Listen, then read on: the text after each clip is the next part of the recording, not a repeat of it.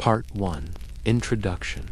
Beneath the shadow of towering ziggurats and amidst the clash of bronze swords, a remarkable story was taking root in the ancient Near East. While mighty empires etched their legacies in stone monuments, and Babylon's legendary gardens reached toward the heavens, history's most profound revolution was quietly beginning. In a world where golden idols demanded worship and children were sacrificed to hungry flames, an unexpected voice emerged, one that would echo long after the mightiest kingdoms had crumbled to dust. The narrative winds like a golden thread through time. From the fertile plains between the Tigris and Euphrates to the wind-swept highlands of Canaan, it traverses Egyptian slavery and desert wanderings, through conquest and exile, always following the extraordinary journey of ancient Israel's rise and fall. Here unfolds the epic of humble shepherds transformed into royal rulers, of enslaved people who toppled empires, of a nation that lost everything tangible yet preserved something no blade could ever sever.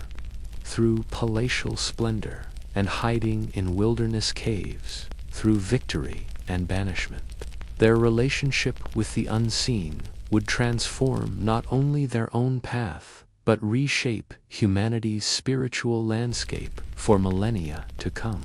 Part 2.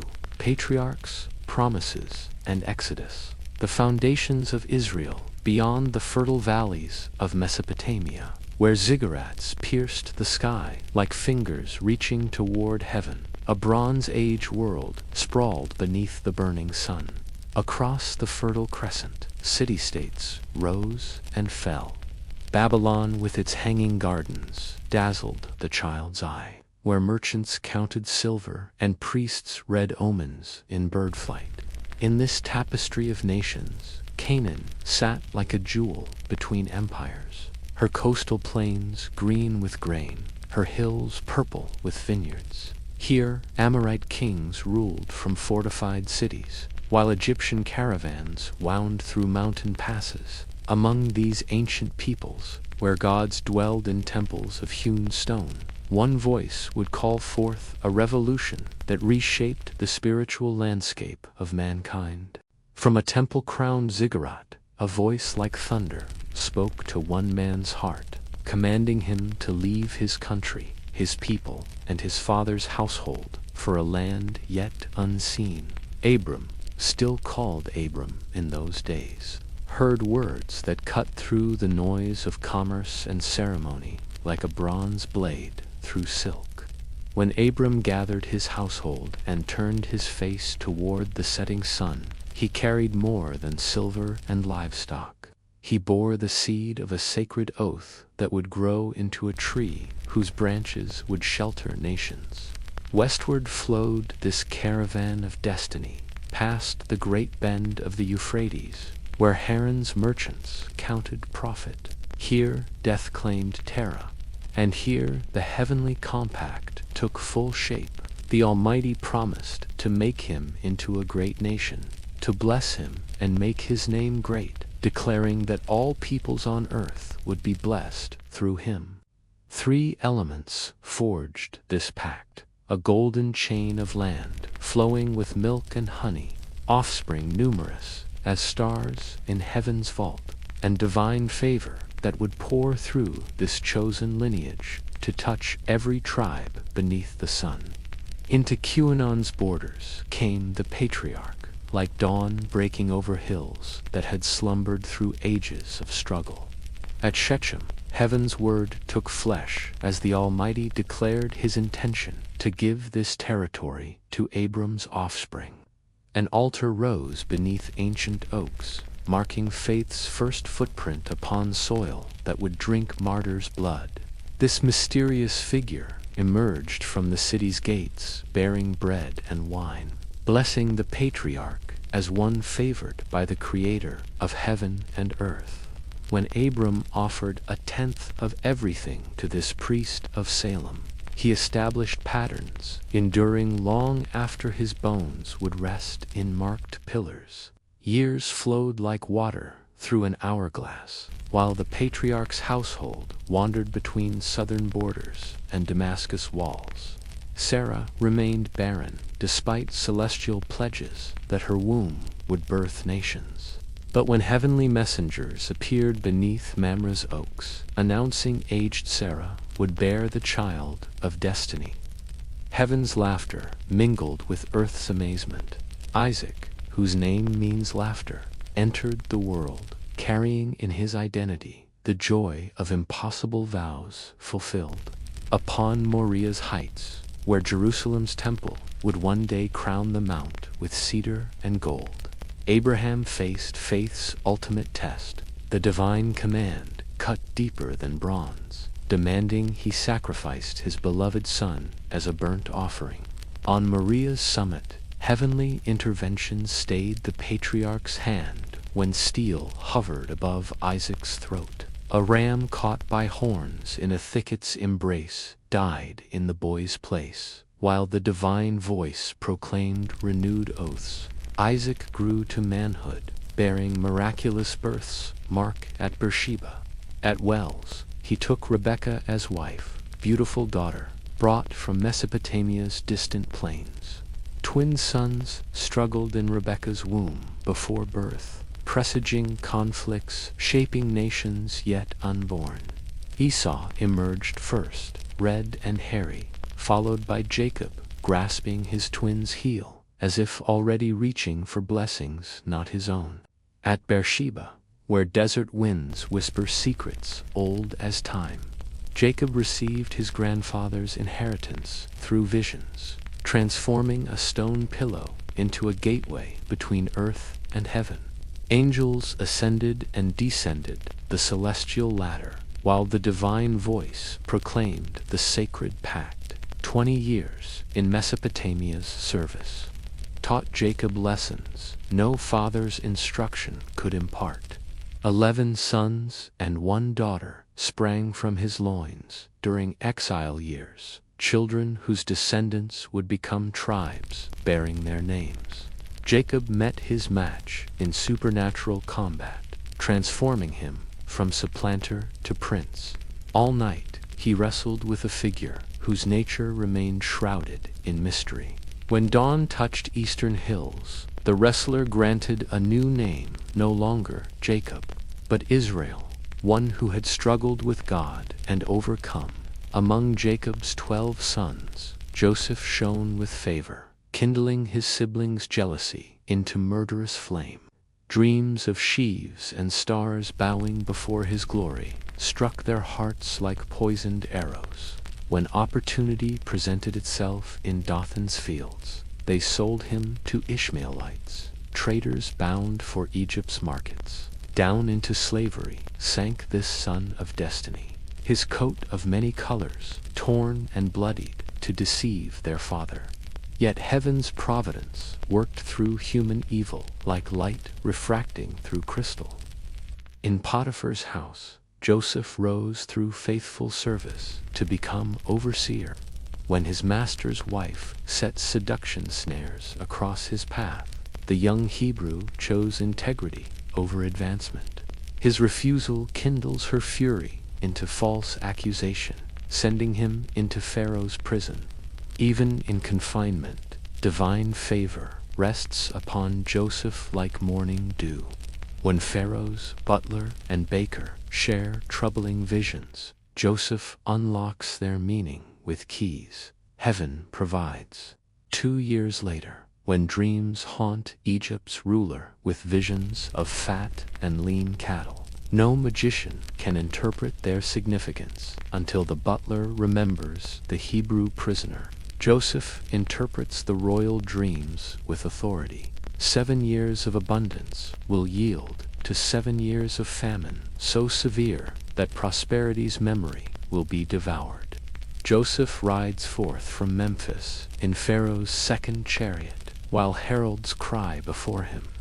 All Egypt bows before this administrator, whose wisdom preserves their nation from starvation. When famine spreads across the ancient Near East, only Egypt possesses sufficient stores. From Canaan's hills, Jacob's 10 sons journey southward to buy bread. After testing their hearts through imprisonment and accusations, after Judah offers himself as substitute for Benjamin's safety, Joseph can maintain his disguise no longer. The explosion of recognition comes like thunder as he declares his identity and asks whether his father still lives. Divine providence transformed human evil into preservation. God sent him ahead to preserve life during the famine years. Pharaoh's joy at this revelation exceeds even the family's amazement. At Beersheba, Jacob offers sacrifices while seeking heaven's guidance. The divine voice carries reassurance. 70 souls descend into Egypt's borders, Jacob and his sons, their wives and children, carrying sacred inheritance into foreign soil. Father and son embrace, while 22 years of separation dissolve like morning mist.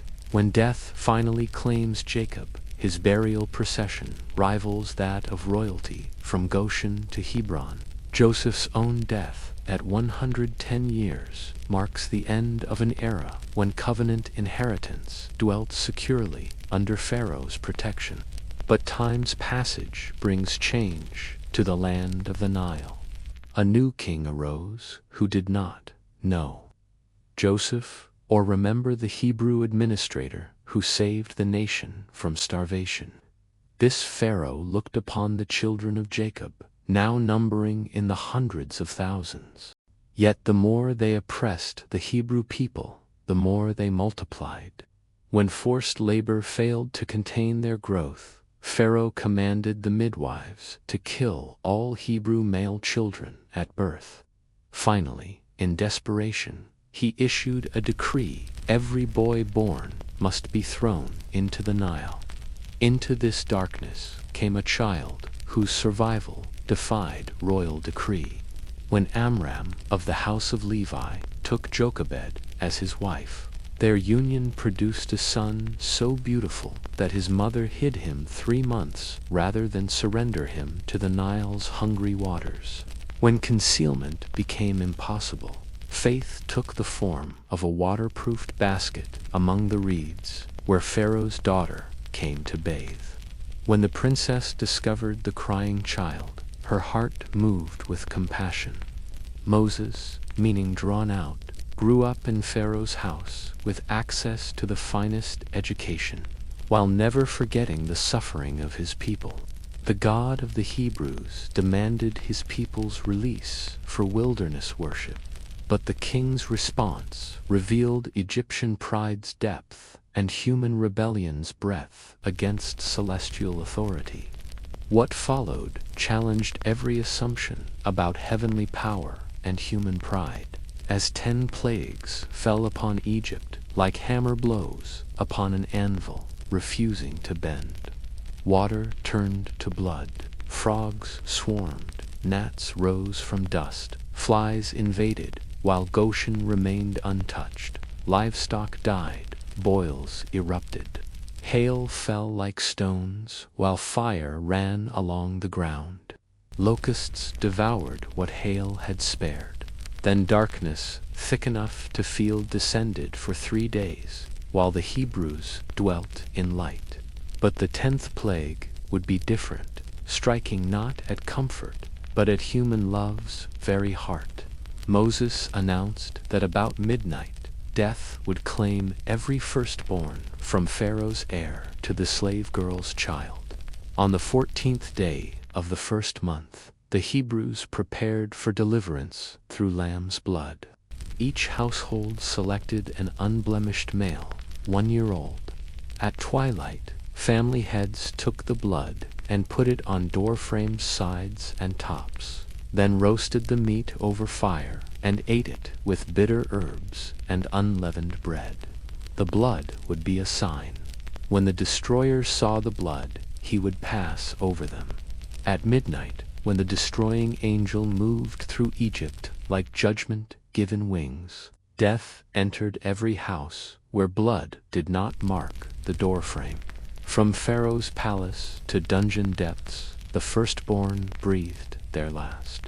While families' cries rose like grief's incense in all the land, not a house existed where someone had not died, except in Goshen, where lamb's blood purchased life. The king, who had defied heaven's repeated warnings, now summoned Moses and Aaron in that terrible night's darkness.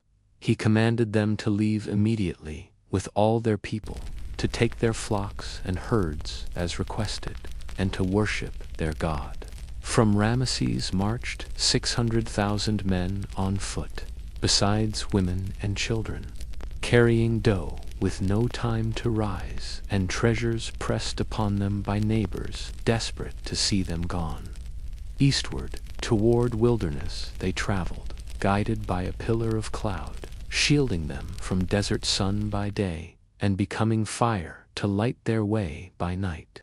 At Pi-hahar, between Migdol and the sea, the covenant people found themselves trapped between Pharaoh's approaching army and waters too deep to ford. But Moses lifted his staff over waters that had never known division, and heaven displayed power, reducing human engineering to child's play. All night the east wind blew, while divine intervention pushed back the sea, until it stood like walls on either side of a pathway paved with ocean floor. When morning light revealed the sea's division to Egyptian eyes, chariot wheels found sand where water should have been, into the same corridor that had become the Hebrews' highway to freedom. Pharaoh's army drove with predators' confidence. But when the staff was raised, the walls of water came crashing down with the roar of thunder, burying chariots and horses alike. Not one survived to carry defeat's news back to the royal court. On the far shore, as Egyptian bodies rolled in like driftwood after a storm, the people of the covenant raised their first song of freedom. Tambourines rang in Miriam's hands as the women danced, and a triumphant voice rose beside them. Into Shur's wilderness they marched, carrying Joseph's bones as their most precious treasure, while fire and cloud from heaven guided their steps toward an appointment with God's mountain. Behind them lay for centuries of slavery ended in a single night of judgment. From ahead stretched 40 years of desert wandering that would forge a nation from slaves and write heaven's law upon stone tablets from Sinai's smoking peak. Part 3: Judges and the Rise of Monarchy. From anarchy to a crown, where thunder spoke the law and lightning carved commandments into stone. The covenant people carried divine fire in their hearts across wilderness wastes toward the land of ancient pledge. When Joshua led them across Jordan's divided waters and Jericho's walls fell to trumpet blast and shouted prayer, the conquest blazed across Canaan like wildfire, consuming dry stubble. Yet the conquest remained incomplete, like a tapestry half-woven upon heaven's loom. Pockets of resistance remained scattered across hill country and coastal plains, Canaanite strongholds where bronze chariots gleamed, Philistine cities where iron weapons sang their songs of technological supremacy. Jerusalem, held by Jebusites, perched upon its rocky throne like an eagle's nest beyond reach. Among the tribes, no central authority held sway. Once Joshua's bones rested beside those of Joseph in Shechem's hallowed ground. Each clan settled into its allotted inheritance, while the Ark of the Sacred Covenant dwelt at Shiloh, tended by Levite priests whose voices lifted daily sacrifices toward heaven's throne. In those days, no king ruled over the children of Abraham. Each man did what seemed right in his own eyes. Into this loose confederation came testing like waves against a crumbling seawall. The peoples whom Joshua had not utterly destroyed pressed back against Hebrew settlements with increasing boldness, while new enemies arose beyond Jordan's eastern banks and the Great Sea's western shores. When oppression grew too heavy to bear, the tribes would cry out to the God of their fathers, and he would raise up deliverers, judges who combined military command, civil magistrate, and prophetic voice. Othniel of Judah first answered heaven's call when Mesopotamian raiders swept down from the north like locusts devouring harvest. His bronze sword carved freedom from foreign yoke, while his voice proclaimed divine justice to assembled multitudes. 8 years of peace followed his victory before new threats arose to test the covenant people's faithfulness. When the tribes again forgot their divine benefactor and turned to wooden gods and stone altars, Eglon, king of Moab, crossed Jordan with Ammonite allies to exact tribute from those who had forgotten the source of their strength. For 18 years, his tax collectors stripped Hebrew granaries, while his soldiers reminded the conquered that iron spears speak louder than ancient pledges. But Ehud, the left-handed son of Gera from Benjamin's fierce tribe, carried more than tribute when he approached Eglon's throne. Concealed beneath his robes, a cubit-long blade waited for the moment when private audience would become divine judgment. In the cooling chamber, where the Moabite king received his Hebrew vassal, bronze found flesh with surgical precision.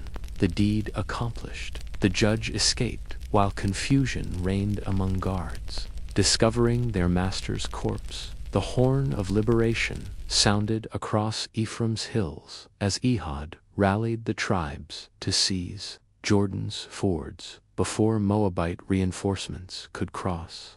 That day, 10,000 enemy warriors fell beneath Hebrew bronze, while none escaped to carry news of defeat back to their homeland. 80 years of peace followed Ehud's deliverance. But memory never lasts as long as flesh, and the pattern returned with wearying inevitability. New apostasy brought new oppression, as Jabin, king of Hazor, sent his general Sisera with 900 iron chariots to remind the covenant people that military technology often determines political reality. For 20 years, those wheeled fortresses thundered across Canaanite plains, while Hebrew foot soldiers learned to fear the sound of bronze-rimmed wheels. In those dark days, when Canaanite overlords collected tribute from trembling villages, leadership arose from an unexpected source. Deborah, the prophetess, held court beneath a palm tree between Ramah and Bethel, dispensing justice with wisdom that flowed from divine springs. While her words carried authority, even tribal elders recognized when the Spirit of the Almighty stirred within her heart. She summoned Barak, son of Abinam, from Kedesh, with words that blazed like fire from heaven's altar. The time had come to break Canaanite power, to draw Sisera and his iron chariots to Mount Tabor, where Turin would favor Hebrew tactics over foreign technology. 10,000 men from Naphtali and Zebulun would follow Barak to victory. But Barak's response revealed the fear that iron weapons had planted in Hebrew hearts. He would go if Deborah accompanied him, but not otherwise. The prophetess agreed. Though her words carried prophetic irony, the victory would bring no glory to Barak's name, for the Almighty would deliver Sisera into a woman's hand. From Mount Tabor's heights, Hebrew forces descended like an avalanche, while heaven opened its floodgates to turn Kishon's valley into a quagmire that swallowed Canaanite chariots. Where iron wheels had thundered in dominance, now they spun helplessly in mud, while Hebrew spears found their marks. Sisera himself abandoned his chariot to flee on foot toward the tents of Heber the Kenite. But fate wore a woman's face that day, as Deborah had prophesied. Jael, wife of Heber, received the fleeing general with hospitality that masked deadly purpose. While he slept beneath her tent's protective cover, her hammer drove a tent peg through his temple into the earth. In the song that followed, Deborah's victory, hymn rang across the hills like bronze bells, celebrating divine deliverance. 40 years of peace followed that great victory, and still the cycle rolled on, as relentless as the tides and as ruinous as a plague. New apostasy brought new enemies as the Midianites swept across Jordan like a tide of destruction, their camel cavalry carrying devastation into Hebrew heartland with speed no foot soldier could match. For 7 years, these desert raiders appeared at harvest time to strip the land bare. Among those who ground wheat in secret places was Gideon, son of Joash, who threshed grain in a winepress to hide his work from Midianite patrols. Here the angel of the Almighty found him, addressing this frightened farmer as a mighty warrior, while commissioning him to save his people from their oppressors. The answer came not in words, but in signs that blazed with supernatural fire. That night, divine command directed the reluctant judge to tear down his father's altar to Baal and cut down the Asherah pole beside it. When the townspeople discovered their shrine destroyed and demanded Gideon's death, his father displayed wisdom beyond human understanding, suggesting that Baal should defend himself if he truly possessed divine power. When Midianite hordes crossed Jordan like locusts, settling upon harvest fields, the Spirit of the Almighty clothed itself in Gideon's flesh, while his trumpet call echoed across tribal territories. 32,000 men answered his summons. But divine strategy required smaller numbers to ensure victory's credit would flow toward heaven rather than human prowess. At the water's edge, final selection occurred through the simple test of drinking technique.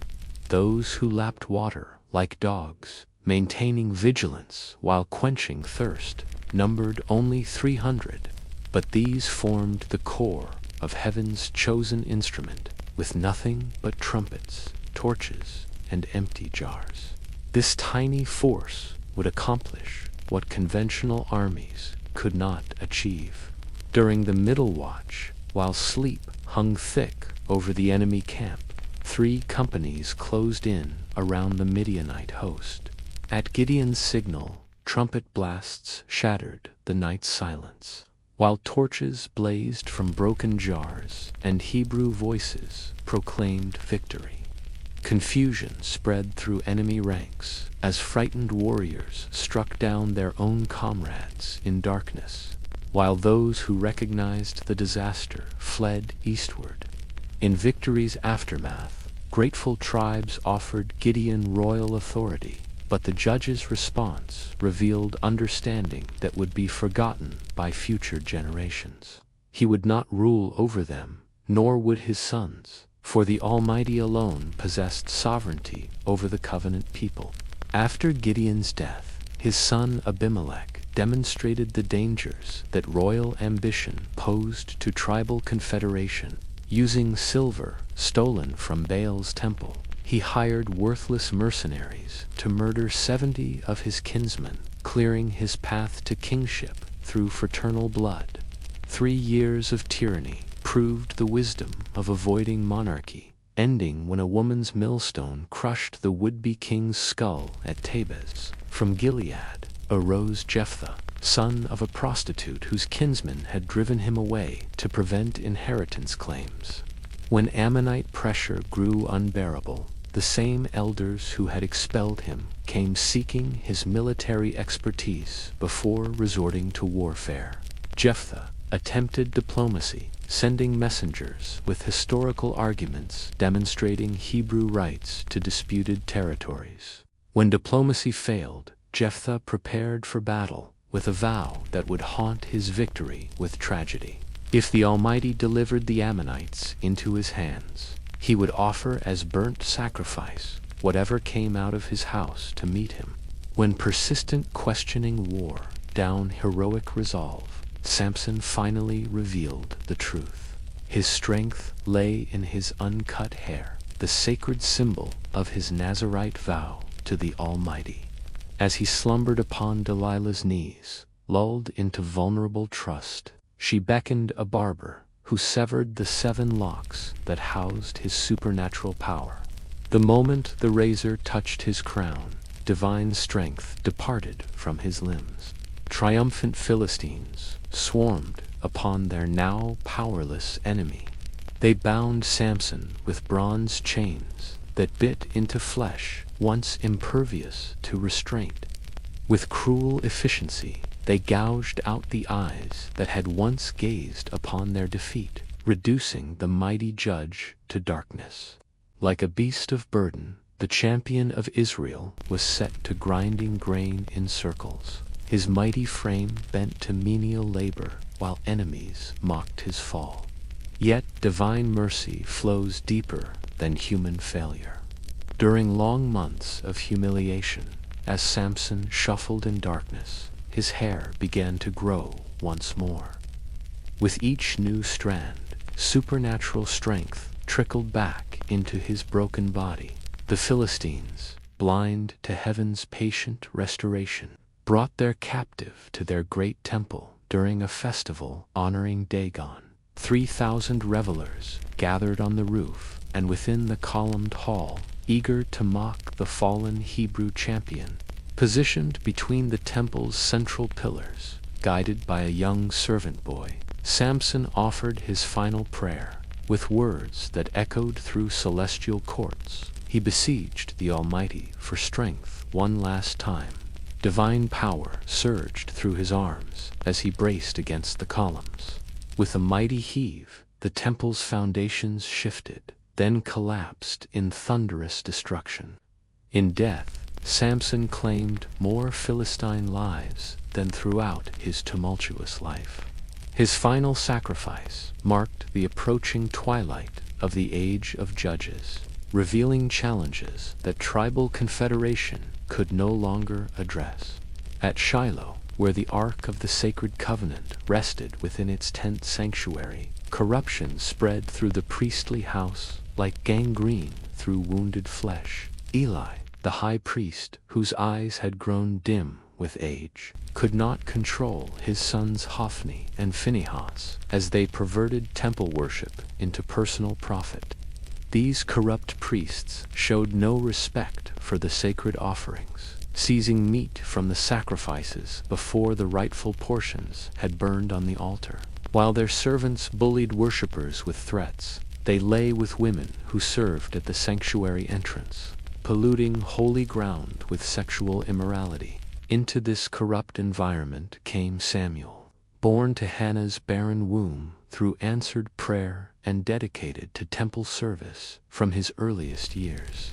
While still a child, he heard a voice from beyond, calling his name in the night watches, learning to recognize the language of heaven, while older men remained deaf to the call.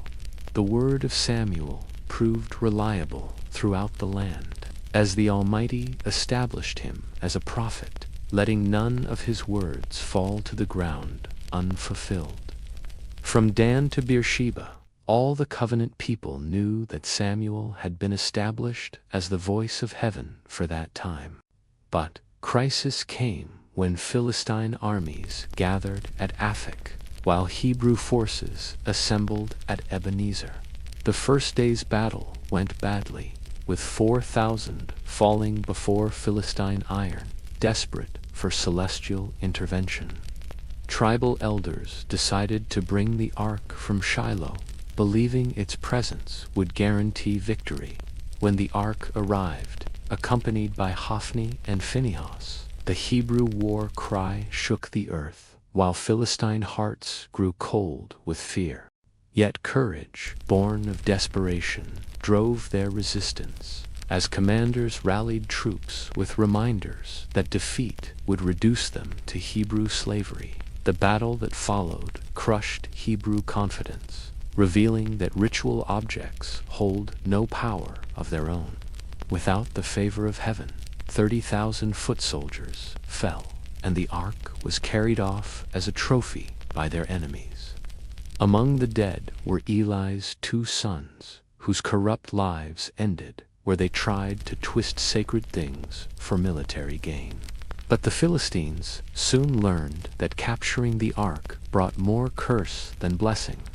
In Dagon's temple at Ashdod, their god statue fell prostrate before the Hebrew ark, then shattered when restored.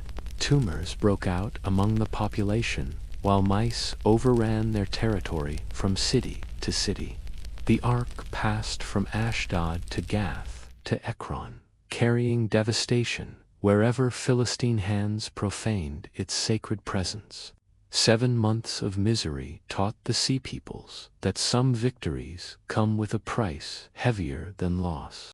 At last the ark left Philistine lands on a new cart, pulled by 2 milk cows separated from their Kavza test, to see whether recent plagues were the work of heaven or simple coincidence. The cattle took the road toward Beth Shemesh without deviation, confirming supernatural intervention. Samuel, meanwhile, established a new form of leadership, traveling on circuit between Bethel, Gilgal, and Mespah to judge disputes and maintain justice. Yet even his wise leadership could not solve fundamental problems plaguing tribal confederation. His sons, Joel and Obijah, appointed as judges in Beersheba, proved corrupt like Eli's offspring, taking bribes and perverting justice.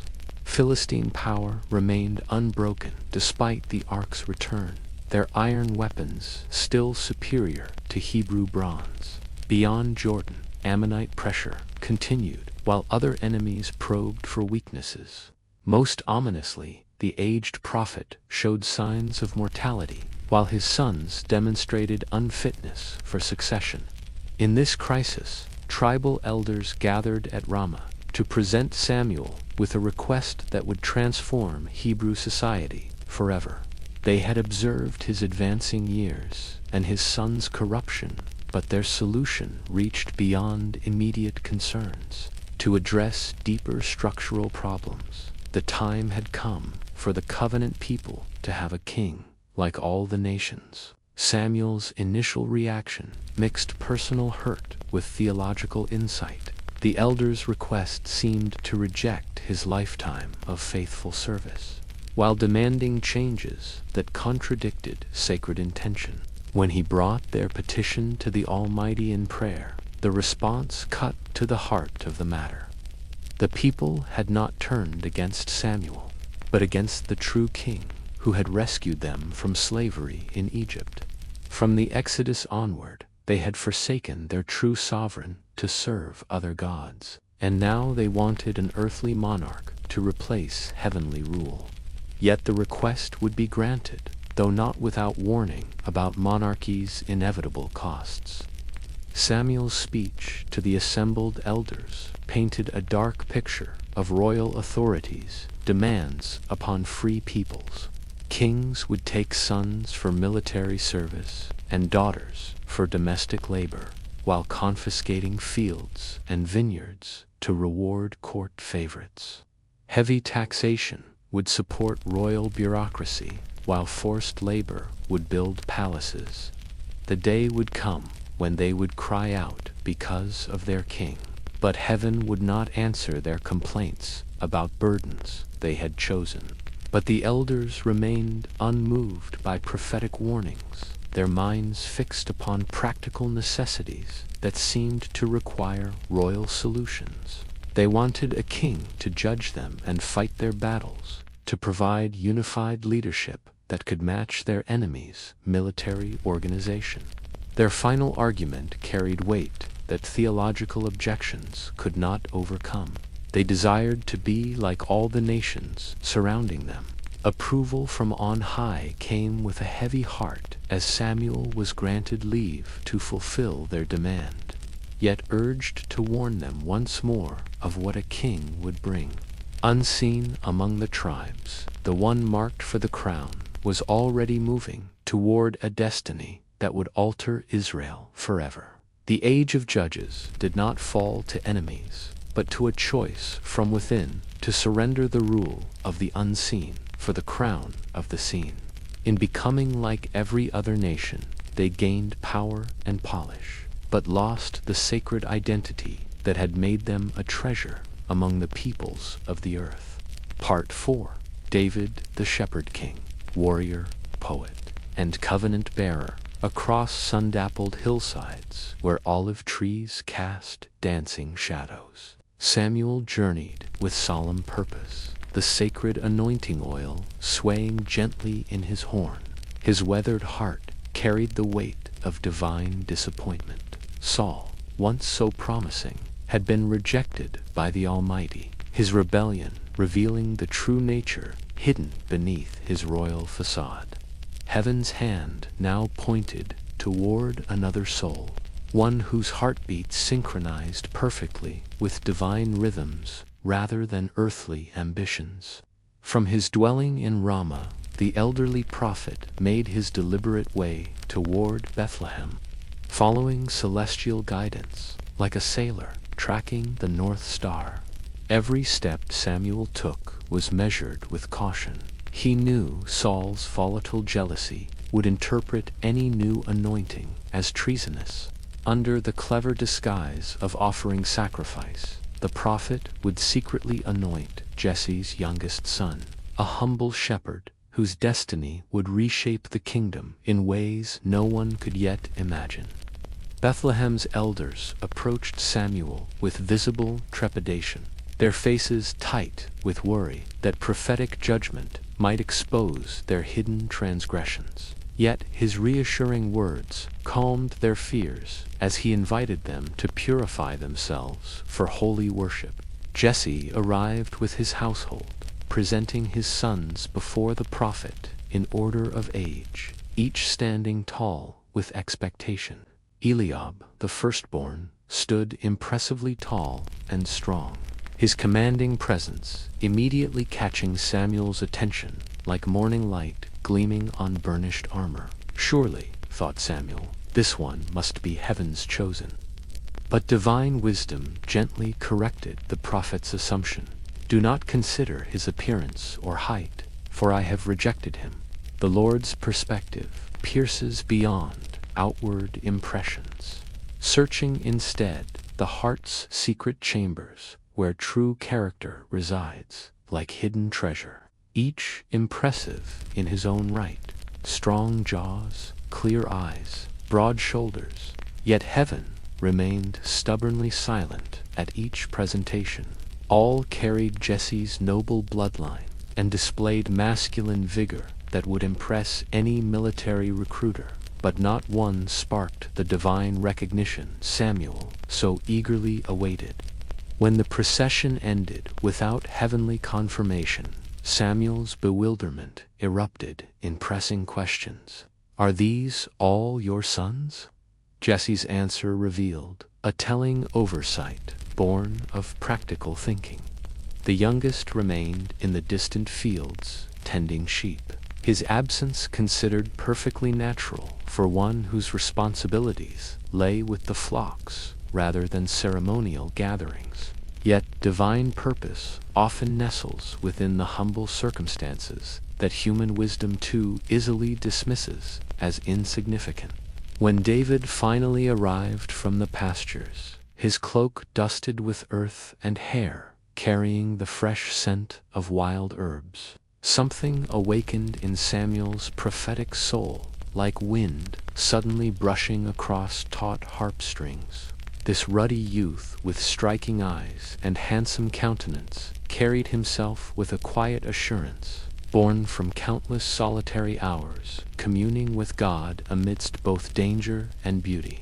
Samuel raised his horn and poured the sacred oil upon David's head while his stunned family looked on in astonishment.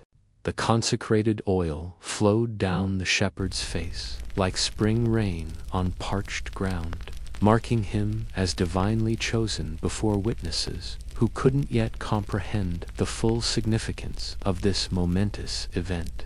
From that pivotal day forward, the Spirit of the Almighty rested powerfully upon David, while simultaneously departing from Saul-like life, ebbing from a withering vine. The forsaken king soon found himself haunted by a tormenting spirit that unleashed relentless waves of melancholy and fury, terror and suspicion beyond the reach of his most skilled royal healers. Desperate courtiers suggested music's therapeutic power, seeking a talented musician whose melodies might calm their lord's troubled spirit, when advisors recommended Jesse's son, already celebrated for both musical mastery and courage in battle.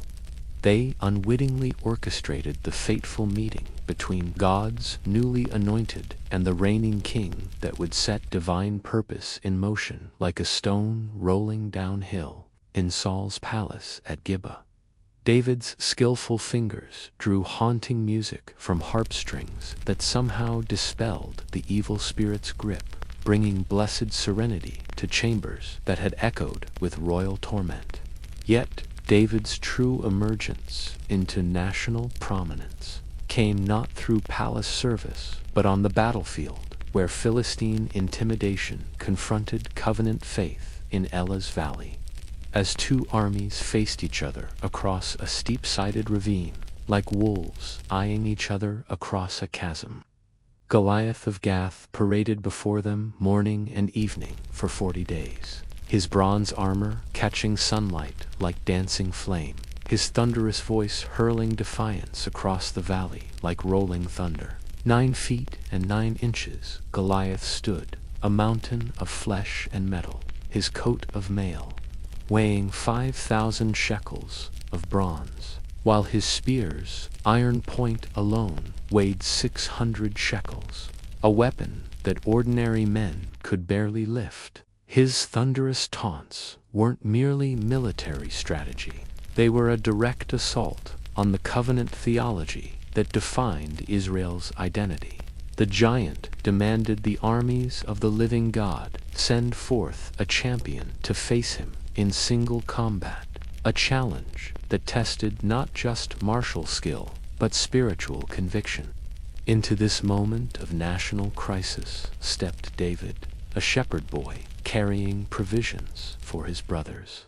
When he heard Goliath's blasphemous challenge echoing across the valley and witnessed Israel's warriors frozen in fear, something ignited within him.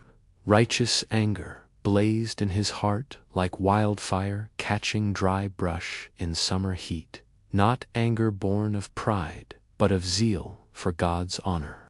The questions he posed among the trembling soldiers revealed both his practical mind and profound faith.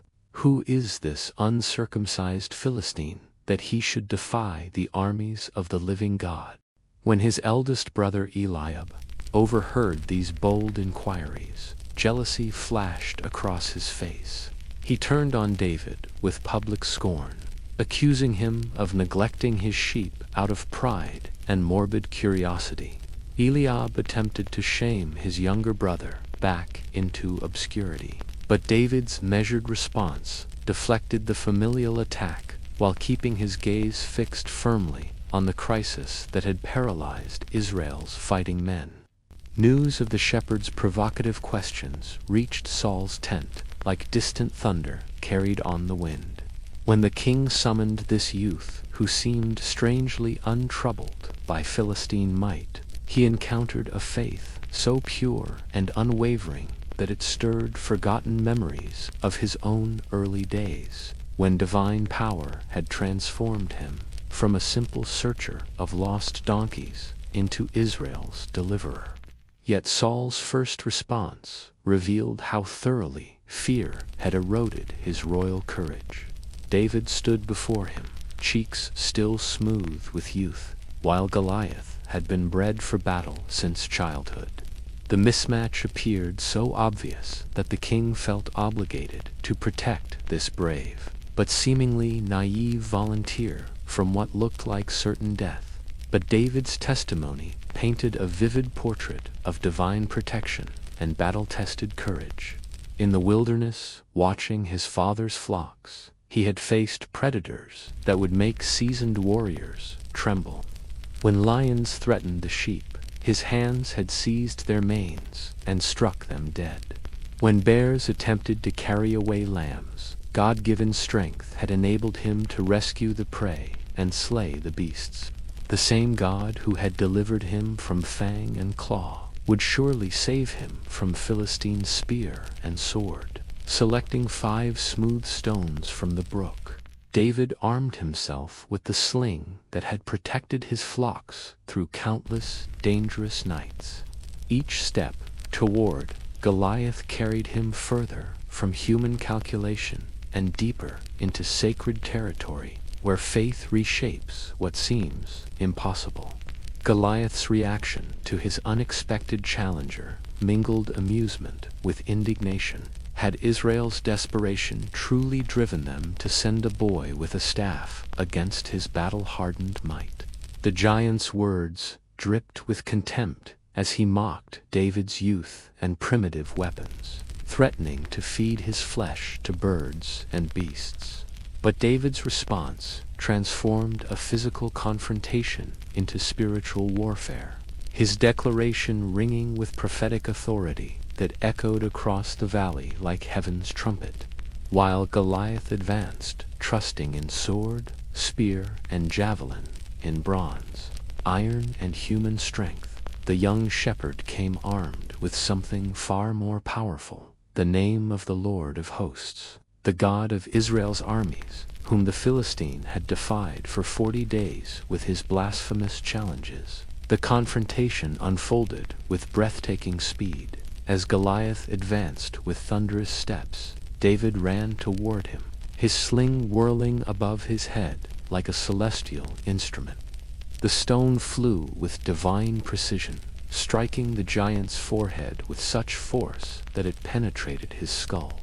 For one suspended moment, Goliath stood swaying as his massive frame fought against the impact that had already sealed his fate. Then he crashed to earth like a mighty cedar, his armor clanging against stone, while his spirit departed to face judgment. Without hesitation, David ran to his fallen enemy and drew the giant's own massive sword. With one decisive stroke, he separated Goliath's head from his shoulders as 2 armies watched in stunned silence as their world transformed before their eyes. This moment of impossible victory demonstrated divine power working through faithful courage. When the Philistine forces saw their champion fallen, panic swept through their ranks like wildfire. What began as tactical withdrawal quickly dissolved into chaotic retreat as Israel's war cries filled the valley and Saul's reinvigorated army pursued their fleeing enemies toward the gates of Ekron and Gath. This victory catapulted David into national prominence and secured him a place in Saul's court. The king appointed him commander despite his youth, but such success bred complications no innocent heart could anticipate. Royal favor often proves as perilous as royal displeasure. When the victorious army returned, women sang songs that pleased the people but poisoned the king's heart. Saul has slain his thousands, and David his 10,000s. These comparisons revealed shifting loyalties, and from that day forward, the troubled king watched his young commander with suspicious eyes. Yet divine providence continued weaving patterns that human malice could not unravel. Jonathan, Saul's own son, formed a bond with David that transcended political calculation.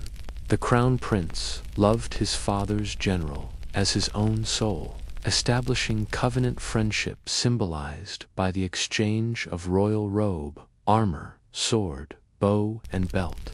Meanwhile, Saul's mental state deteriorated as suspicion transformed into murderous intent, evil spirits returning to torment his troubled mind. When David played his harp to soothe the king's anguish, Saul twice hurled his spear at the musician, attempting to pin him to the wall. Only divine protection and quick reflexes saved the anointed one from assassination disguised as momentary madness.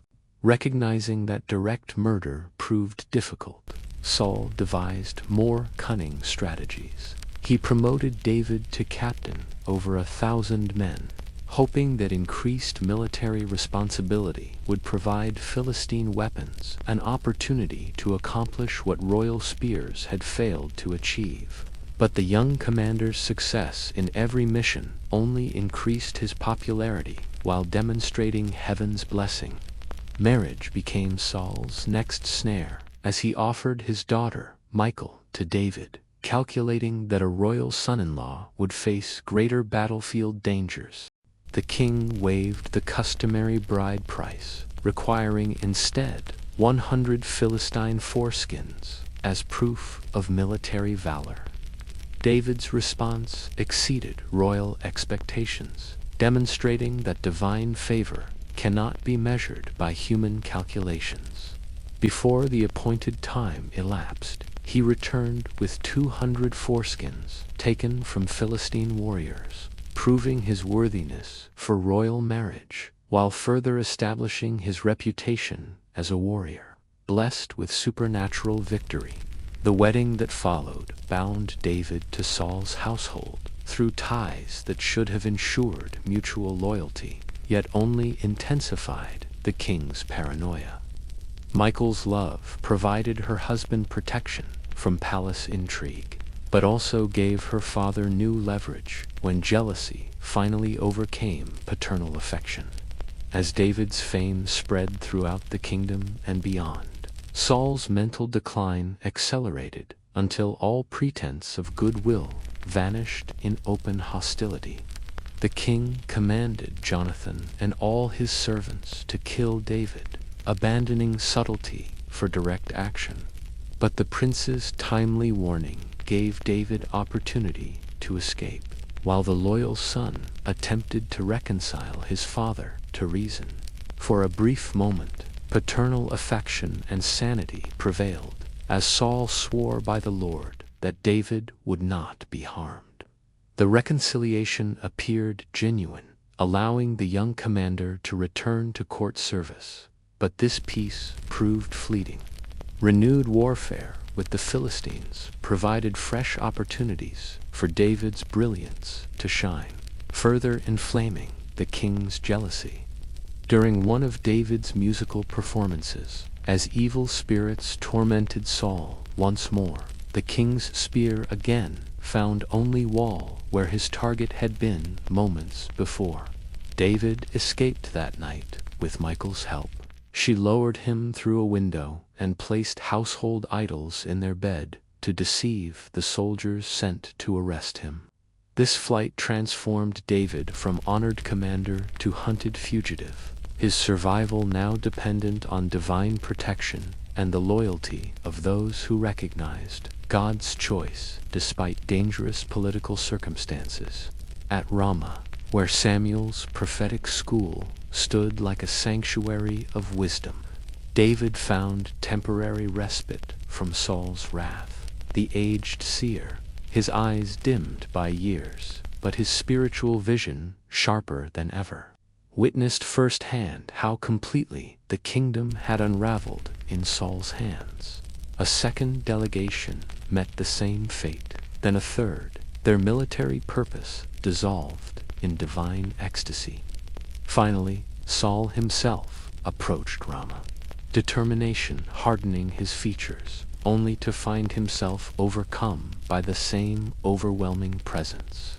There, stripped of royal dignity, the troubled king lay prophesying before Samuel, his kingly garments disheveled, his authority temporarily suspended by heavenly intervention. With the window of divine protection still open, David fled to Nob, where he arranged a clandestine meeting with Jonathan, between love and duty. Together they devised a test involving David's conspicuous absence from the new moon feast. where his empty place at the royal table would reveal Saul's true intentions. The plan worked with devastating clarity. When Jonathan mentioned David's supposed family obligations in Bethlehem, Saul erupted in murderous rage. His words, hurled like spears across the banquet hall, contained not just threats, but unwitting prophecy. As long as Jesse's son lives upon the earth, neither you nor your kingdom will be established. In that moment, Jonathan saw his father's madness and his friend's destiny with equal clarity. Dawn broke gray and somber the following morning, as Jonathan gave the agreed-upon signal. 3 arrows shot beyond a stone marker, confirming their worst fears. Hidden among the rocks, David witnessed the message that would send him permanently into exile. When the prince's young attendant departed with the retrieved arrows, the 2 friends embraced one last time, their tears mingling as they renewed covenant bonds that transcended political necessity. "Go in peace," Jonathan whispered, his voice breaking, "for we have sworn friendship in the Lord's name, a bond that will endure between our descendants forever." Neither knew this would be their final meeting. His makeshift court assembled within the shadowy confines of Adullam's cave, a company of the discontented, the downtrodden, and the bitter of soul, who glimpsed in his leadership a constellation of hope in their midnight sky. Meanwhile, Saul's obsession intensified as he pursued David across wilderness highlands, his royal resources dedicated to hunting one man while leaving the kingdom vulnerable to real enemies. Among those who sought shelter beneath David's protection came Abiathar, the priest, his garments still stained with the journey, his eyes haunted by unspeakable memories. He alone had escaped Saul's massacre at Nob, where 85 priests had been slaughtered for showing kindness to the fugitive. Their white garments had turned crimson as Dog the Edomite, eager to win royal favor, had executed Saul's vengeance without hesitation. This blood-soaked atrocity marked Saul's complete separation from divine favor-innocent blood, sacrificed on the altar of paranoia and personal vendetta. Yet, even while hunted like a partridge upon the mountains, David's character remained unblemished by bitterness. When Providence delivered Saul into his hands at En-gedi, the king unwittingly entering the very cave where David and his men concealed themselves, the opportunity for vengeance presented itself like ripe fruit. His companions whispered urgently, "This is the day the Lord spoke of, when he promised your enemy would be given into your hands." But David, his conscience aligned with higher purposes, merely crept forward and cut a corner from the royal robe before melting back into the shadows. After Saul departed, David emerged from the cave, the cloth fragment held high in trembling fingers. The confrontation that followed across the ravine revealed both David's nobility and the tragic dimensions of their conflict. "My lord the king," he called, his voice echoing against ancient limestone walls. As Saul turned, stunned, to see the man he hunted standing vulnerable on the hillside, David bowed low, demonstrating reverence for the office even when its occupant had fallen so far. "Why do you listen to those who say, 'I seek your harm'?" David asked, holding up the cloth fragment. "Today your life was in my hands, yet I would not raise my hand against the Lord's anointed." The evidence of restraint spoke volumes, piercing Saul's hardened heart with unexpected clarity. "Is that your voice, my son David?" Saul called back, his own voice breaking. In a moment of lucidity, the king wept openly, acknowledging both his wrongdoing and the inevitable future. "You are more righteous than I," he confessed, the words seeming to age him further. "You have treated me well, though I have treated you badly. I know that you will surely be king," Saul continued, momentary clarity illuminating his troubled mind. and that the kingdom of Israel will be established in your hands." This pattern repeated itself in the wilderness of Ziph, where David infiltrated Saul's camp while supernatural sleep held the king and his guards helpless, taking only the royal spear and water jug as evidence of his mercy. David demonstrated again his unwavering commitment to honor God's timing rather than accelerate his own ascension through bloodshed. Standing atop a distant ridge, he called to Abner, Saul's general, mocking his failure to protect the king while displaying the evidence of his own restraint.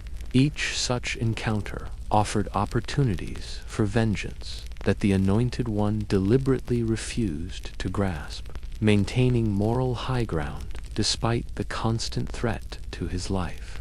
These incidents revealed heaven's orchestration of events, divine protection extending to both pursuer and pursued, preserving Saul's life until his appointed end, while shielding David from both physical harm and spiritual compromise. Yet even the strongest faith has limits when tested by relentless pressure.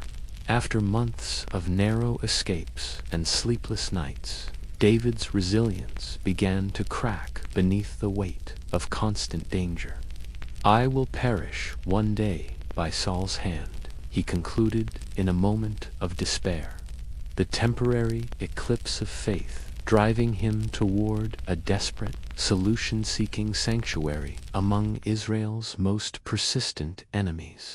At Gath, where Goliath's memory still lingered like a specter in royal halls, King Achish granted unexpected asylum to the tribal fugitive. The Philistine ruler recognized potential advantage in harboring the warrior whose reputation had spread beyond Hebrew borders, calculating that David's feud with Saul could be leveraged for Philistine gain. The irony was profound. The champion who had once slain Gath's greatest warrior, now seeking protection within its walls, his fame preceding him like a herald announcing a visiting dignitary rather than a desperate refugee. For 16 months, David dwelt in Ziklag, a border town granted by Achish, maintaining his growing band of followers while sheltering his family from Saul's vengeance. During this strange exile, he operated with diplomatic complexity worthy of a seasoned statesman rather than a shepherd thrust into political turmoil. The arrangement benefited both parties in ways neither fully disclosed to the other. Saul no longer pursued him across Israelite territory, providing David's first real respite since fleeing the court. Achish gained what appeared to be a valuable military asceta commander whose intimate knowledge of Israelite tactics and terrain could prove decisive in future conflicts. The Philistine king believed he had secured the loyalty of a formidable ally, one who had burned his bridges with his own people. Yet beneath this apparent defection lay a more complex reality. For David, this foreign sanctuary provided breathing space while he awaited divine timing, his heart remaining loyal to covenant promises despite outward appearances. With masterful strategy, David conducted raids against the Amalekites and other southern tribes that threatened both Israelite and Philistine interests, carefully reporting his activities to Achish in ways that suggested attacks against his own people. Each successful mission served multiple purposes, eliminating genuine threats to the covenant people while strengthening his cover story among Philistine hosts who believed he was irreversibly alienating himself from Israel. This precarious balancing act continued until circumstances forced a moment of truth, when Achish summoned David to join a massive Philistine coalition preparing to strike Israel from the north. The fugitive faced an impossible ethical dilemma: fight against his own people or betrayed the trust of those who had sheltered him. Providence intervened through unexpected channels, As the Philistine armies assembled for their march toward Jezreel, other lords viewed David's contingent with deep suspicion. What are these Hebrews doing here? They demanded of Achish, their voices rising with indignation. Is this not David, of whom they sing? Saul has slain his thousands, but David his tens of thousands. Their objections, born of practical caution rather than divine guidance, nevertheless accomplished heaven's purpose. Despite Achish's protests that David had proven loyal during his time in Philistine territory, this intervention spared David from an impossible choice and the potential stain of participation in the tragedy that unfolded on Mount Gilboa. There, amid blood-soaked slopes, Philistine archers found their mark in Jonathan's noble breast, while Saul, wounded and facing capture, fell upon his own sword rather than suffer final humiliation at enemy hands. Thus ended Israel's first experiment with monarchy and disaster that vindicated Samuel's prophetic warnings about human kingship. The ruler who had stood head and shoulders above his countrymen, who had begun with divine blessing and popular acclaim, perished in desperation and divine abandonment. His body displayed in enemy territory, while his crown passed to the shepherd he had hunted.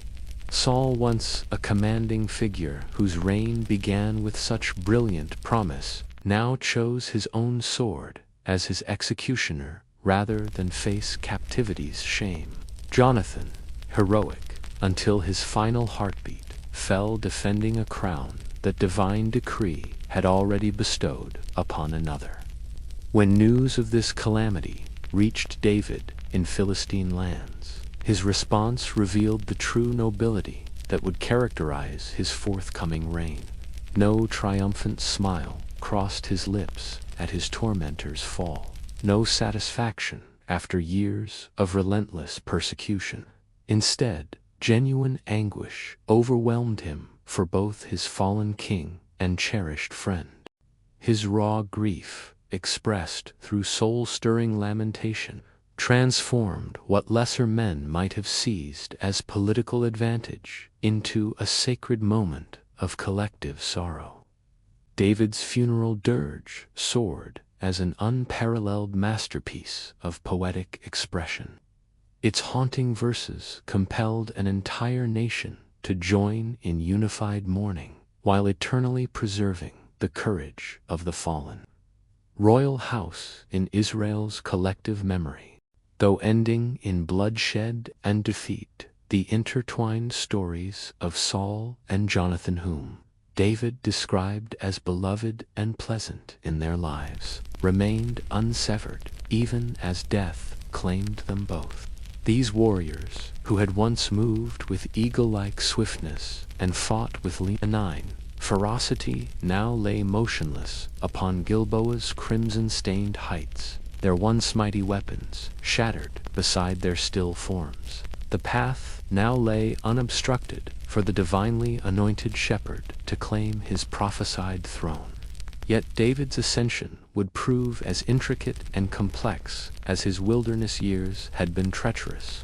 From his fortress near the venerable wells, where Abraham had once forged peaceful alliances with neighboring peoples, the shepherd king commenced his rule over Judah.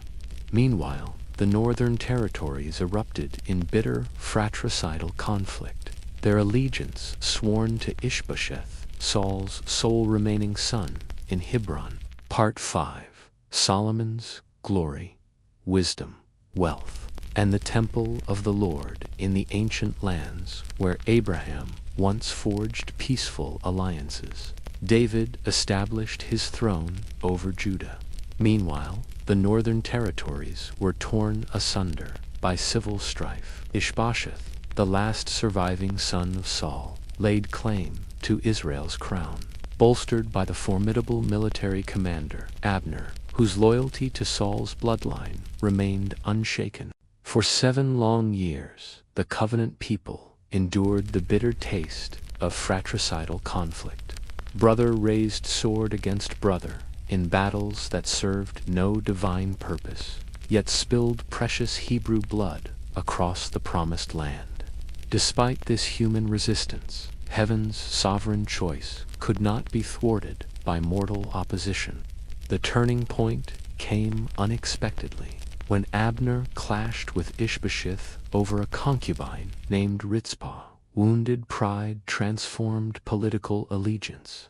The general who had been the backbone of Saul's dynasty now secretly approached David, offering to deliver all Israel into the hands of God's anointed ruler. Tragedy struck at the moment of potential unity. Joab, David's nephew and military commander, harbored a blood vendetta against Abner for killing his brother Asahel in battle, unable to restrain his thirst for vengeance. Joab murdered the defecting general at Hebron's gates, staining the threshold of reconciliation with fresh blood. This assassination, which by political calculus should have strengthened David's position, instead revealed the true measure of his character. The shepherd king mourned publicly for Abner and commanded all Israel to acknowledge the tragedy. When two of Ishbosheth's captains later murdered their sleeping master and brought his severed head to David as a grotesque trophy, expecting royal favor, the sovereign's response demonstrated his unwavering commitment to justice over political expediency. Both assassins paid with their lives for their treachery, while their victim received the dignity of honorable burial. With all opposition removed, the northern tribes journeyed to Hebron and anointed David as their ruler, at 30 years of age, when he had begun his reign over Judah. He would now govern the United Kingdom for 33 more years from a capital destined to become the spiritual center of the world. Before this destiny could unfold, that capital had to be conquered. Jerusalem, still known as Jebus, perched majestically upon its rocky promontory like an eagle's nest. Its ancient walls had never fallen to siege, leading its inhabitants to mock David's approaching army with supreme confidence, boasting that even their blind and lame could successfully defend the city against any assault. Yet the shepherd king perceived what others had missed: a hidden water shaft connecting the city to the Gihon spring, offering secret access to those bold enough to navigate its treacherous passage. Joab led the daring assault through this underground tunnel, his warriors emerging within Jerusalem's walls like apparitions materializing from solid stone, catching the defenders completely unprepared. The supposedly impregnable fortress that had stood unconquered since before Abraham's time fell to David's forces, while its astonished inhabitants watched their citadel transform into the capital of a united Hebrew kingdom. Strategically, the choice proved masterful. Jerusalem occupied the borderlands between Benjamin and Judah, belonging fully to neither tribe. No clan could assert ancient territorial rights to the city David had won through conquest, making it perfectly neutral ground where former adversaries could serve a common sovereign without tribal jealousy. Here, the shepherd warrior established his royal residence and brought the sacred symbols of divine presence that would transform a former Jebusite stronghold into the holy city of the covenant people. Before David could bring the Ark of the Covenant to Jerusalem, Philistine armies mobilized to crush the nascent United Kingdom in its vulnerable infancy. These coastal peoples, who had dominated the region for generations, recognized that David's success threatened their inland expansion. In the valley of Rephaim, their forces assembled like a plague of locusts, preparing to devour the precious harvest of Hebrew unity. David sought divine guidance before engaging, receiving heavenly assurance that the Philistines would be delivered into his hands. The ensuing battle shattered enemy confidence as the divinely appointed king led his forces to decisive victory, pursuing the fleeing Philistines from Geba all the way to Gezer, while burning their captured idols in flames that proclaimed heaven's supremacy over foreign gods. A second Philistine assault met with even more dramatic defeat, when David outflanked their army after hearing the mysterious sound of marching in the tops of mulberry trees, a supernatural sign that the Lord himself had gone before them to strike down their enemies. These victories cemented David's military reputation while securing Israel's borders against their most persistent adversaries. With external threats neutralized, the king turned his attention to the sacred task that would define his reign's spiritual significance. At Kirjath Jearim, where the Ark of the Covenant had rested for 20 years since its return from Philistine captivity, elaborate preparations began to bring God's presence to Jerusalem with appropriate ceremony and reverence. The first attempt ended in disaster, a painful lesson that God's holiness demands meticulous respect. When the oxen pulling the new cart stumbled, Uzzah instinctively reached out his hand to steady the sacred ark and was struck dead instantly, divine judgment falling upon him for touching what no human hands were permitted to handle.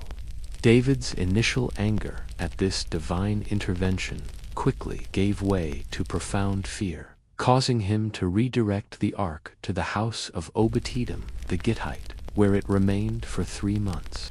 The visible blessing that fell upon Obed-Edom's household during this time eventually encouraged David to complete the sacred mission with proper reverence and according to divine instruction. In this second procession, Levites carried the ark on their shoulders as Moses had commanded, while David himself led the procession with unbridled joy. Casting aside royal dignity, he wore only a simple linen ephod as he danced before the Lord with all his might, his movements expressing worship too profound for words alone. Every 6 paces, sacrifices were offered as the golden ark that symbolized heaven's presence made its sacred journey through Jerusalem's winding streets. The celebration that greeted the ark's arrival transformed the entire city into a living sanctuary of praise and worship. Musicians and singers, priests and common people joined together in expressions of joy that echoed from the ancient walls. In his generosity, David distributed food to every person in Israel, sharing the celebration with all his subjects. Yet not every heart rejoiced at this sacred spectacle. Michal, daughter of Saul and David's wife, watched from her window with undisguised contempt for what she considered behavior wholly unbecoming of a king. Michal's rebuke, as David returned to bless his household, exposed the stark contrast between the old monarchy's rigid decorum and the vibrant devotion of covenant kingship. With biting scorn, she criticized his unbridled dancing before common women, declaring it beneath royal dignity for a king to expose himself so freely. David's response cut to the heart of true leadership. Divine approval transcended human notions of dignity. "I will become even more undignified than this," he declared, his eyes alight with holy passion. "I will be humbled in my own eyes, for the Lord who chose me over your father's house deserves nothing less than my complete devotion." As Jerusalem's celebration quieted and darkness wrapped around the tent housing God's presence, a profound longing kindled in David's heart. In his magnificent cedar palace, the king lay awake, troubled by the disparity. He dwelled in luxury, while the Ark of the Covenant, symbol of God's throne on earth, rested beneath simple tent curtains. When David confided his desire to build a temple to Nathan the prophet, the The seer initially blessed the plan, his human judgment naturally affirming such pious intentions. Yet that very night, divine revelation transformed Nathan's understanding, bringing a message whose significance would reverberate across generations. The Lord's response to David's temple proposal intertwined gentle refusal with astonishing promise. Speaking through Nathan, God reminded the king that throughout Israel's wilderness journey from Egypt until now, he had never requested a house of cedar. Instead, the true wonder would unfold in reverse. The God who had elevated a shepherd to sovereign would establish for David an enduring house. This divine covenant unveiled a breathtaking reversal. Not a temple built by human hands, but a dynasty that would outlast cedar and stone. David's son would indeed construct the temple, but more significantly, the royal throne would stand forever before God's presence. This promise surpassed even the covenant with Abraham, extending beyond numerous descendants to an eternal kingdom under heaven's chosen lineage. David's response revealed the shepherd heart beneath the royal crown. Sitting before the ark in humble prayer, he marveled at God's graciousness toward your servant's house.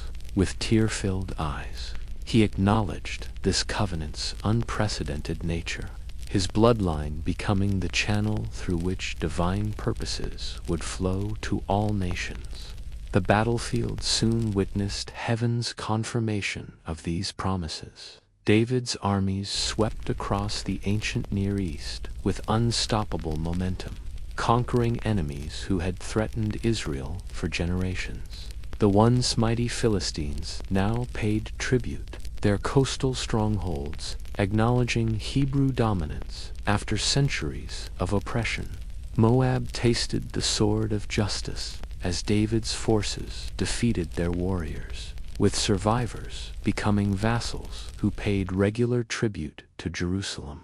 When Hadadezer of Zobah attempted to reassert control along the Euphrates, his impressive force of chariots and horsemen crumbled before Israel's army. David, displaying both military wisdom and restraint, hamstrung most of the captured horses, keeping only 100 for his forces. The adultery that followed carried consequences that would haunt the kingdom for generations, setting patterns of family dysfunction that would tear the dynasty apart from within. When Bathsheba sent word that she had conceived, the king's attempts to cover his sin only deepened his guilt.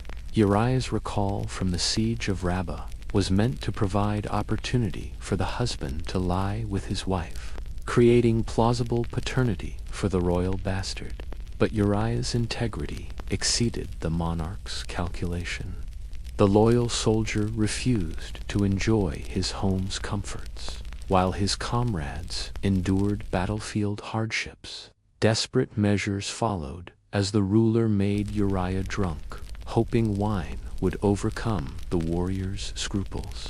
But even intoxicated, Uriah slept with his master's servants rather than visit his own house. His faithfulness was a rebuke to royal faithlessness that made concealment impossible. The letter that Uriah carried back to Joab sealed his own death warrant with words that transformed the sovereign from shepherd king into calculating murderer. Instructions to place Uriah in the forefront of the hottest battle, then withdraw support so that he would die, turned military strategy into assassination while making the victim complicit in his own destruction. When Uriah died at the walls of Rabbah, along with other brave men sacrificed to cover royal guilt, the king's marriage to Bathsheba gave the illusion of closure. But the deed angered the Lord, and the justice of heaven was already setting events in motion to turn private sin into public reckoning. Nathan, the prophet who had once brought the ruler promises of eternal dynasty, now came with a parable as trap. the sovereign became his own judge.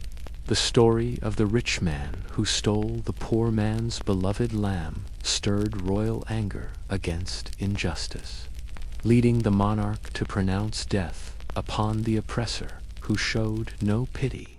The prophet's response fell like a sword stroke across royal presumption, as Nathan declared that the king himself was the man who had stolen another's wife and arranged her husband's murder. Justice from above would follow the path the king himself had carved.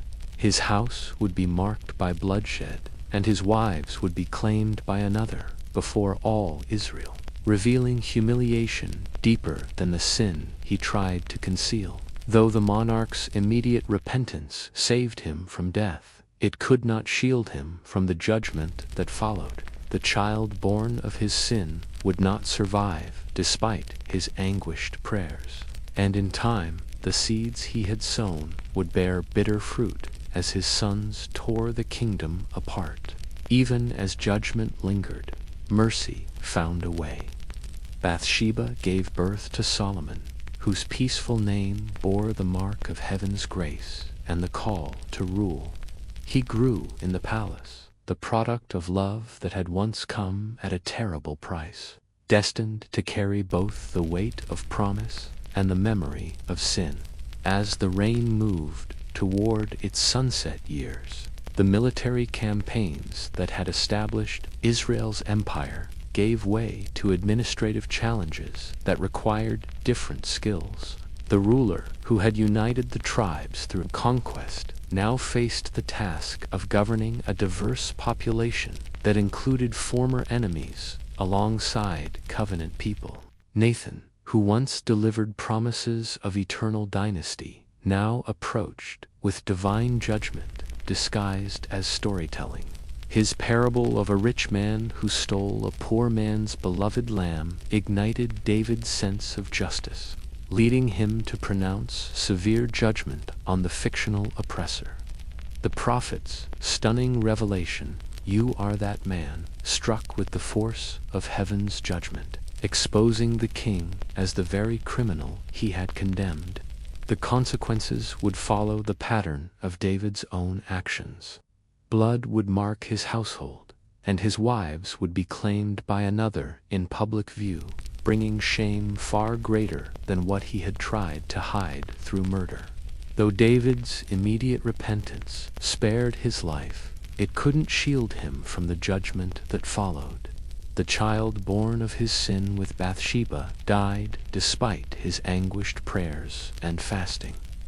In time, the seeds of dysfunction he had planted would yield a bitter harvest as his own sons tore at the kingdom's fabric. Yet, even as judgment's shadow lingered, mercy carved a path forward. Bathsheba bore another son, Solomon, whose name whispered of peace and divine favor. He grew within palace walls, a living embodiment of grace emerging from tragedy, destined to bear both the weight of divine promise and the sobering lessons of his father's failings. As David's reign entered its twilight years, the military campaigns that had forged Israel's empire gradually yielded to administrative challenges, requiring different strengths. The warrior who had united scattered tribes through conquest now faced the complex task of governing a diverse population that included both covenant people and former adversaries living under one rule. In his twilight years, David's hubris emerged in his demand for a censorship act that laid bare both his kingdom's might and the pride that beckoned divine judgment. Joab, his battle-hardened general, protested vehemently, as did other advisors who sensed danger in counting what had always been considered heaven's army rather than the king's. Yet David persisted, choosing to place his confidence in visible military strength rather than the invisible hand that had guided him from shepherd's crook to royal scepter. The consequences were devastating. A plague swept through Israel with merciless speed, claiming 70,000 lives in just 3 days. As the angel of death approached Jerusalem with drawn sword, David's heart shattered at the sight of innocent subjects suffering for his transgression. In desperate repentance, he purchased Araunah's threshing floor, where the divine messenger had halted. On this very ground where judgment paused for mercy, the king built an altar and offered sacrifices that ended the plague, unknowingly consecrating the site where his son would later raise the magnificent temple. This location was no cosmic accident. The threshing floor crowned Mount Moriah, the same sacred height where centuries earlier Abraham had raised his knife in ultimate surrender before divine intervention provided a ram caught in thickets. This mountain, twice marked by the tension between judgment and mercy, would now cradle God's earthly dwelling place, not merely a temple built by human hands, but a sanctuary shaped by divine design. As David's body weakened and succession questions ignited palace intrigue, Adonijah's fourth son orchestrated a bold attempt to seize the throne.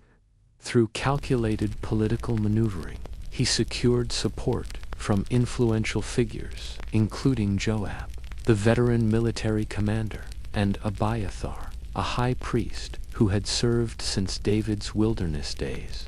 Yet Nathan the prophet and Bathsheba, guided by both divine wisdom and maternal instinct, reminded the aging king of his sacred oath to make Solomon heir to his throne. Their intervention led to Solomon's hasty but legitimate anointing at Gihon Spring, sending Adonijah's premature coronation feast into disarray as celebration dissolved into fear. David's final charge to his young successor blended practical statecraft with spiritual wisdom that would illuminate Solomon's path through coming challenges. With failing strength but unwavering conviction, the dying king emphasized the paramount importance of following the Lord's statutes and walking the path prescribed by heaven. Such faithful obedience, he assured, would preserve the dynasty through generations yet unborn. Beyond these spiritual imperatives, David provided meticulously detailed instructions for temple construction and Levitical service arrangements, sacred blueprints that would transform Solomon's reign into the golden epoch of covenant worship. When David breathed his last, after 40 years of transformative rule, 7 in Hebron and 33 in Jerusalem, he bequeathed to Solomon far more than territorial holdings and treasury wealth. This former shepherd, who had risen to become Israel's greatest king, had forged a revolutionary vision of governance, where divine purpose harmonized with human accountability. He left behind not merely a collection of institutions, but living structures of faith and governance that would outlast his mortal span and find permanent home in the holy city he had established. Solomon's ascension marked the dawning of Israel's most glorious era, time when ancient promises made to Abraham regarding his innumerable descendants would find their most complete earthly expression. The extraordinary wisdom that the young king would request at Gibeon's high place, the magnificent temple he would construct according to his father's sacred plans, and the splendor that would make his reign legendary among surrounding nations, all these achievements lay ahead like brilliant sunrise following a night of long preparation. Part 6. Kingdoms torn in two. Israel and Judah divide. When Solomon drew his final breath after 4 decades of unrivaled splendor, he left behind a kingdom that sparkled like gold, yet strained under burdens his celebrated wisdom had placed upon reluctant shoulders. Jerusalem's temple, a masterpiece of cedar and bronze, crowned the holy city's heights. Rehoboam, heir to Solomon's throne, journeyed northward to Shechem, where tribal elders gathered to affirm his succession. This hallowed ground where Abraham first received divine covenant promises and Joshua later renewed sacred vows, now hosted negotiations that would determine whether David's united kingdom would endure or shatter into rival states. The delegation confronting the new monarch arrived, armed with grievances accumulated during Solomon's reign.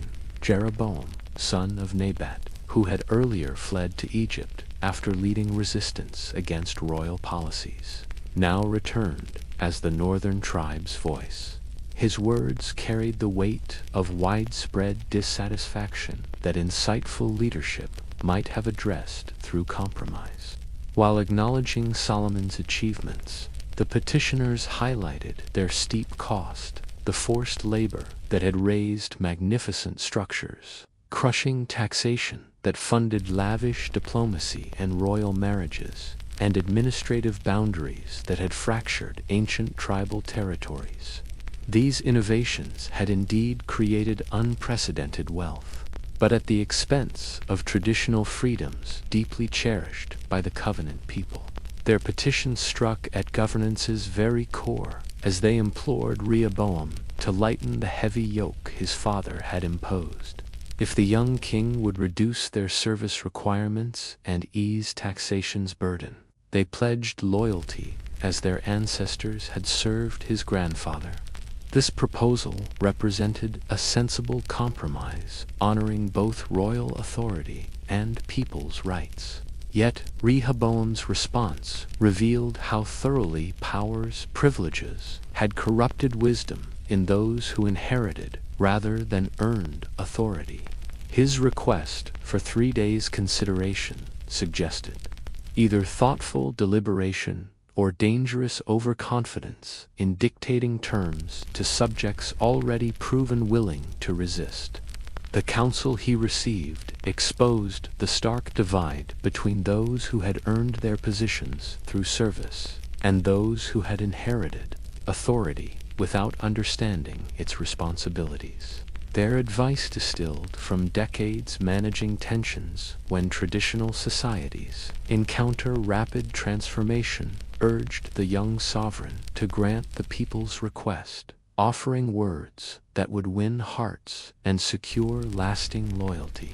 A king who served his people's legitimate interests, they assured, would find them eager to serve his rightful authority in return.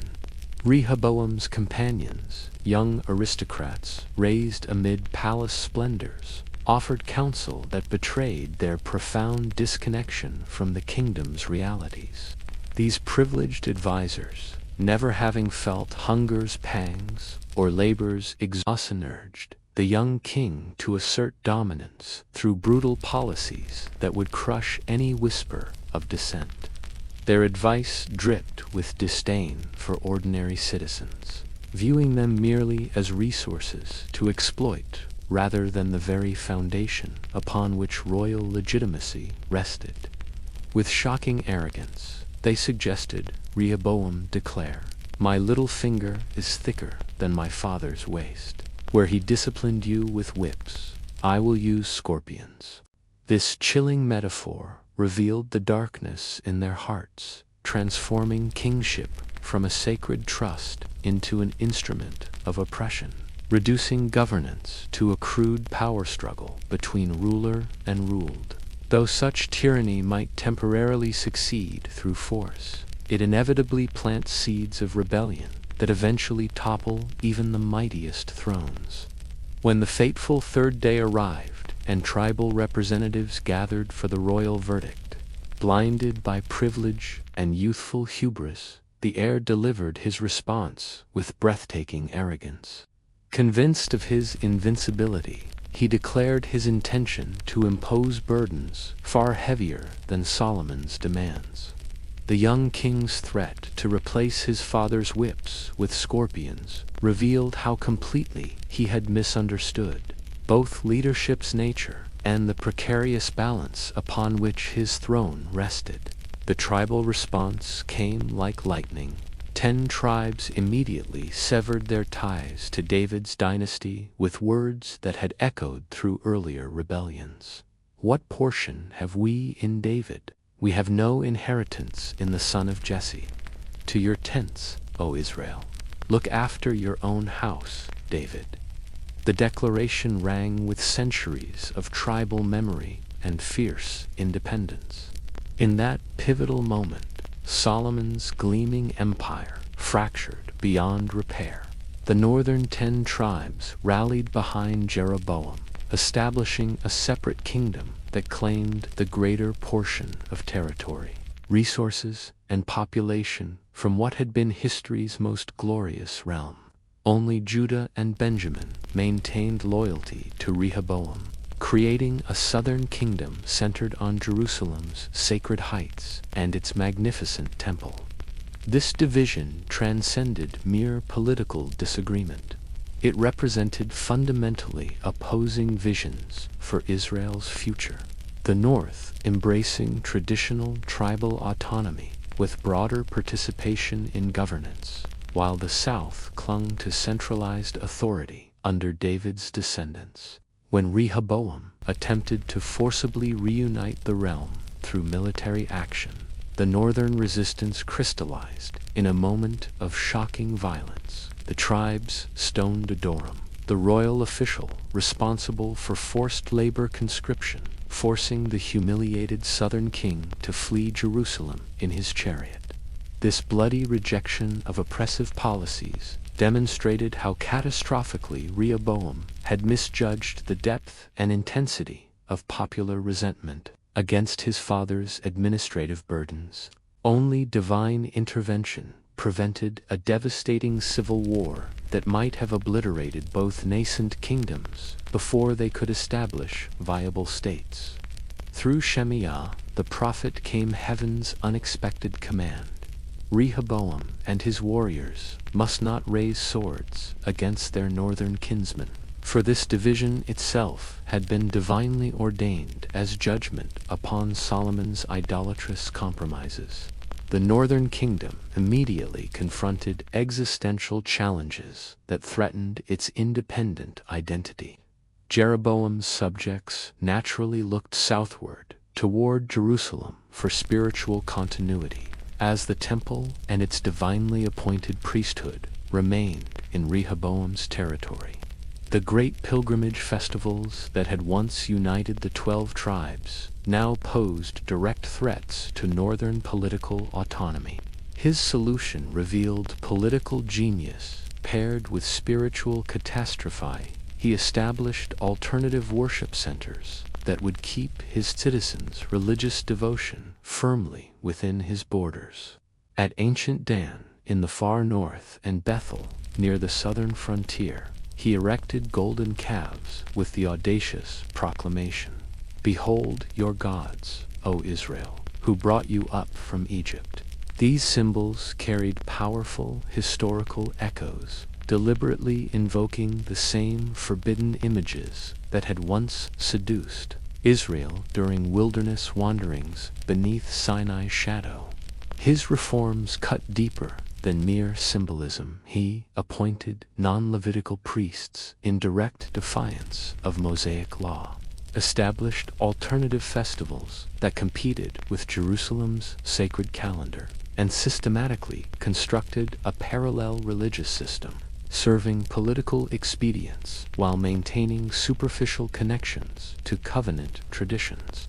Meanwhile, the southern kingdom, though retaining the temple and legitimate priesthood, confronted harsh realities of governing diminished territory with severely reduced resources, encompassing only Judah and Benjamin's tribal lands, with portions of Simeon in the arid south.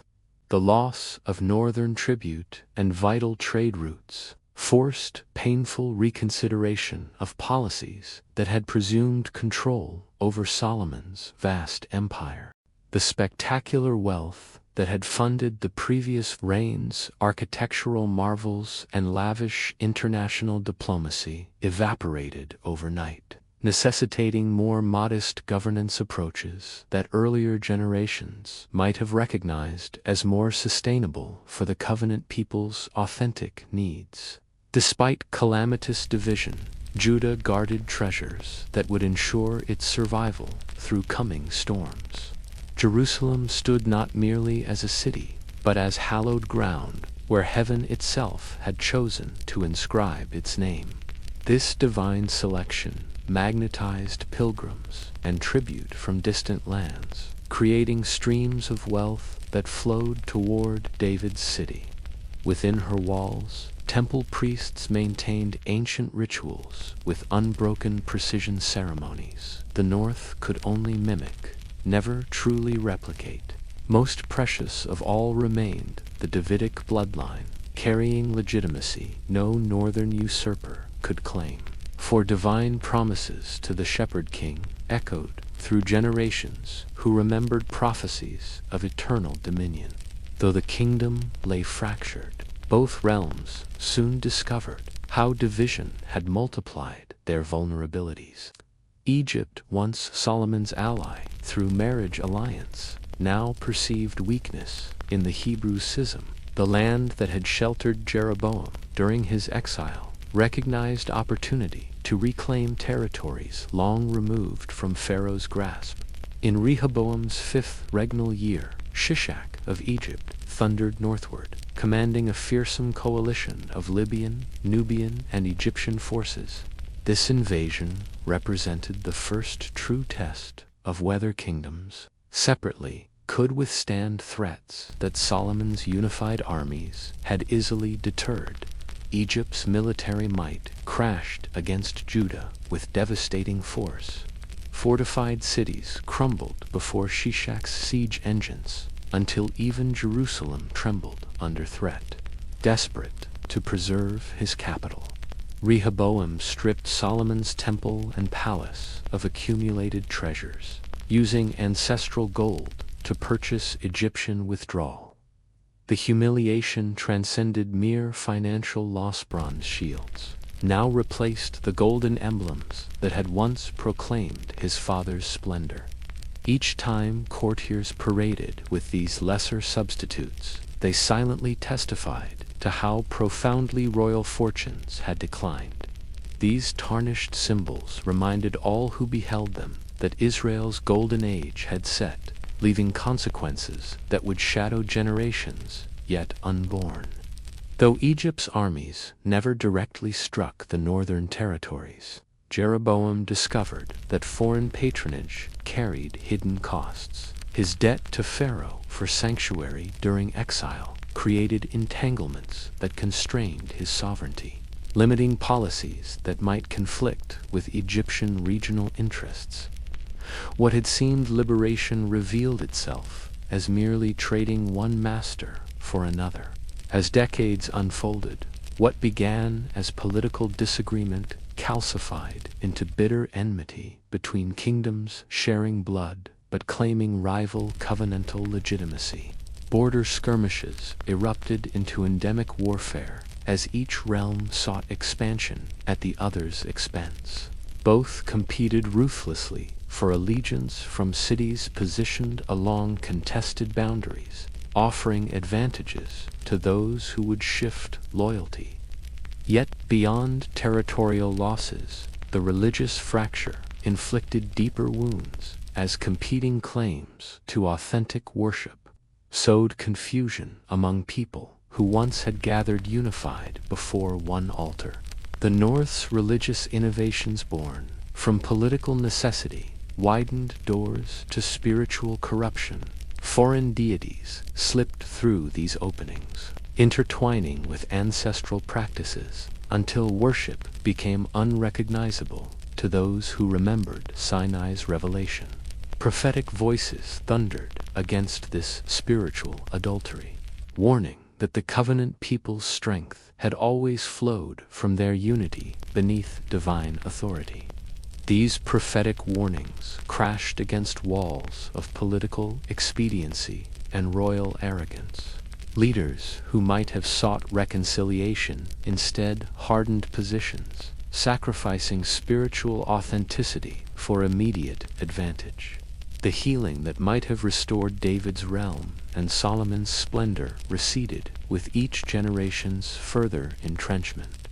2 centuries witnessed 19 northern kings and 20 southern monarchs presiding over realms increasingly estranged from their united heritage.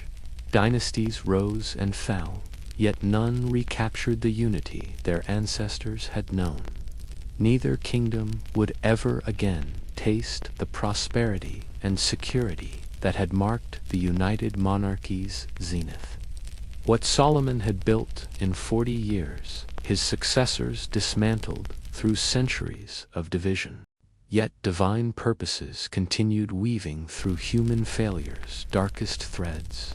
The divided kingdoms preserved different facets of covenant heritage that unified apostasy might have entirely erased.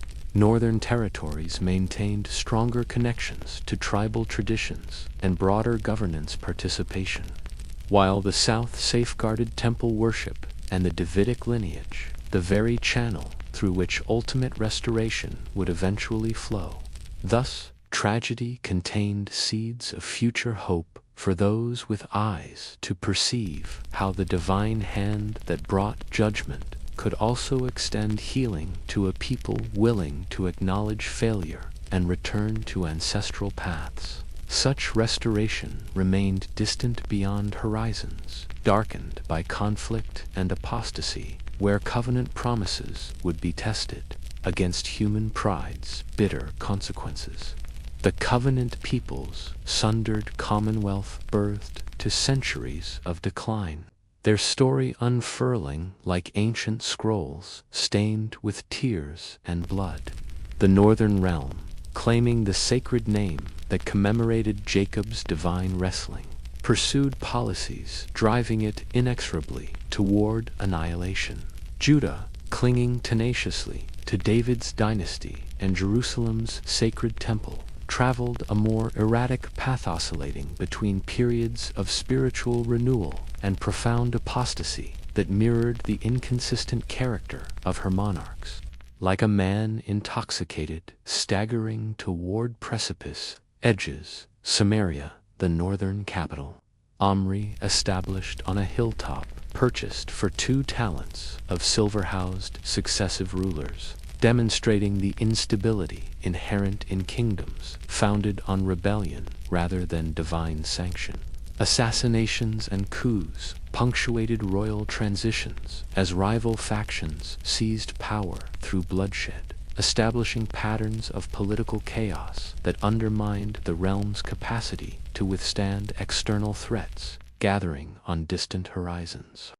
The religious alternatives Jeroboam had established to prevent his subjects from returning to Jerusalem's temple metamorphosed into something far more insidious than political expediency.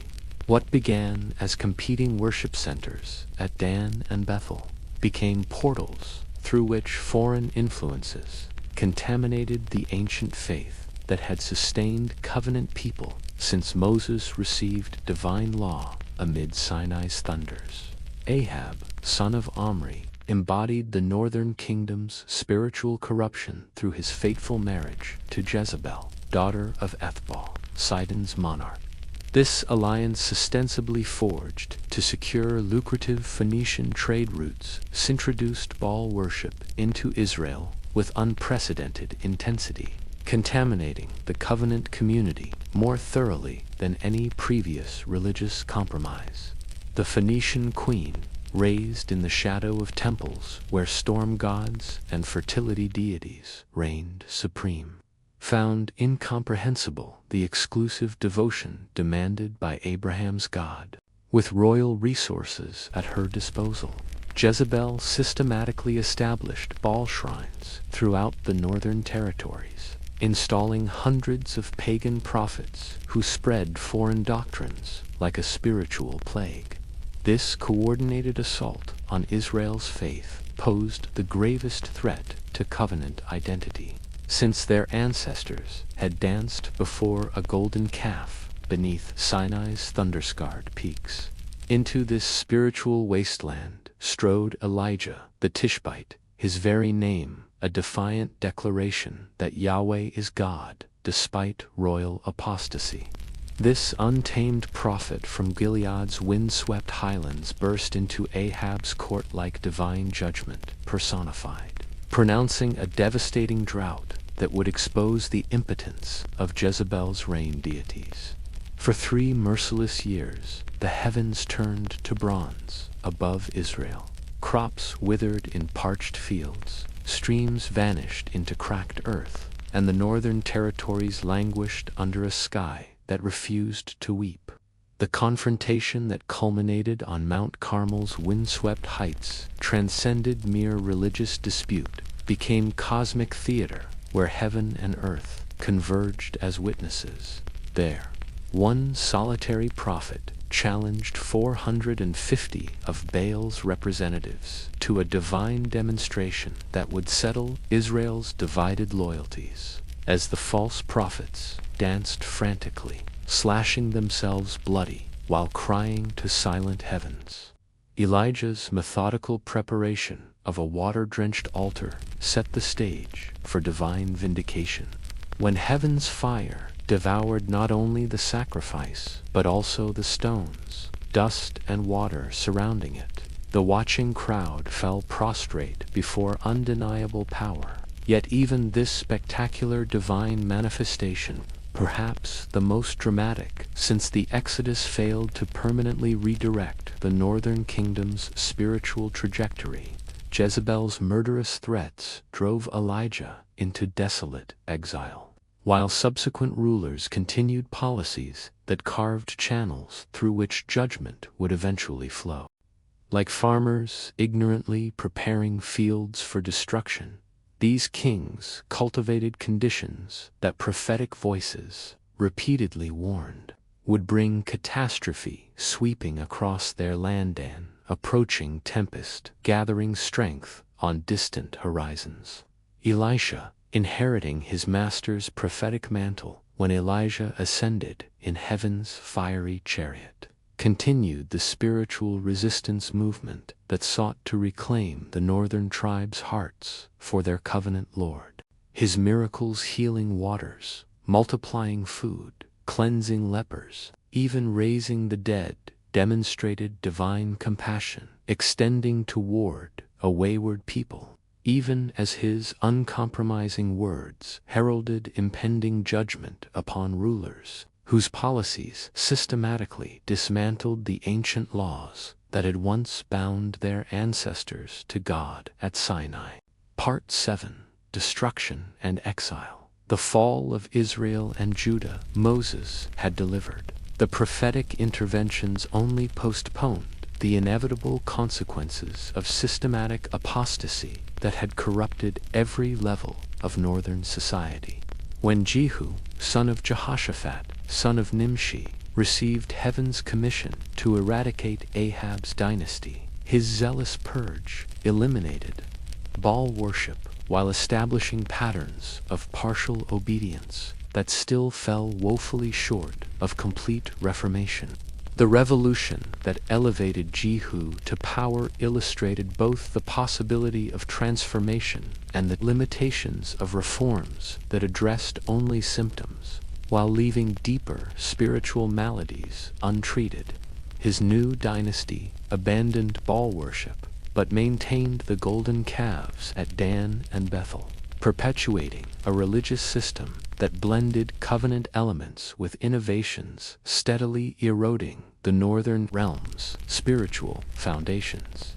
As internal stability deteriorated, external pressures mounted. Assyrian expansion from Mesopotamian heartlands brought a military juggernaut into collision with Hebrew kingdoms, whose divisions made unified resistance impossible.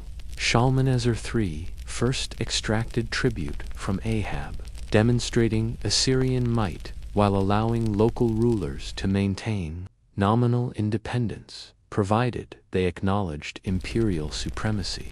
This arrangement functioned temporarily, but escalating tribute demands and Assyrian interference gradually reduced the northern kingdom to a puppet state whose survival hung by the slender thread of imperial tolerance. Tiglath-Pileser III who reorganized Assyrian administration with ruthless efficiency, initiated the methodical dismantling of the northern realm. His campaigns systematically carved away territory piece by piece, deporting indigenous populations and replacing them with foreign settlers, a deliberate strategy to prevent future rebellions. The final chapter began when Hoshea, the northern kingdom's last monarch, desperately attempted to cast off Assyrian domination by seeking Egyptian support against his imperial overlords. This reckless move, born from desperation rather than wisdom, provided Shalmaneser V the very pretext he sought to finish what his predecessors had begun: the complete erasure of the northern kingdom. For 3 agonizing years, Assyrian siege works encircled Samaria like a tightening noose, systematically severing every lifeline until the once proud capital gasped for survival. Behind crumbling walls, desperate defenders consumed everything remotely edible, from stored grain to pack animals to unthinkable alternatives, while scanning the horizon for rescuers who would never appear. When Sargon II finally breached Samaria's defenses, completing the conquest his predecessor initiated, the northern kingdom vanished from history's stage. The deportation that followed transcended mere military victory. It represented a calculated cultural genocide, an effort to obliterate Israel's very identity so thoroughly that never again could these people rise up against Assyrian dominion. Some 27,000 Israelites, the elite, the skilled, the educated, were forcibly marched to distant imperial provinces, deliberately scattered among foreign populations to be absorbed and forgotten, their distinctive covenant heritage dissolving into history's margins. To the astonishment of even the Assyrians themselves, their strategy succeeded beyond expectation. The 10 northern tribes gradually faded from historical record, transformed into the enigmatic lost tribes of legend. Their erasure stood as a terrible warning to Judah that covenant violations carried consequences. No political maneuvering could indefinitely escape. In Jerusalem, news of Samaria's obliteration struck with apocalyptic force, illuminating the perilous path Judah's own policies had carved. Hezekiah, son of Ahaz, who ascended Judah's throne amid this existential crisis, grasped a fundamental truth: survival demanded both spiritual renewal and diplomatic shrewdness to navigate the treacherous currents of imperial politics. The religious revival Hezekiah initiated transcended superficial gestures that had characterized earlier reform attempts. His workers methodically purged the land of high places, toppled sacred pillars, shattered Asherah poles, and smashed idolatrous images. Even the bronze serpent Moses had crafted in the wilderness, now transformed into Nehushtan, an object of superstitious worship, was broken to pieces, demonstrating that no relic, however sacred its origins, could become a substitute for true covenant faithfulness. More profoundly, the king reopened the temple his father Ahaz had desecrated, restoring the priesthood to its divinely ordained functions and rekindling proper worship after years of neglect.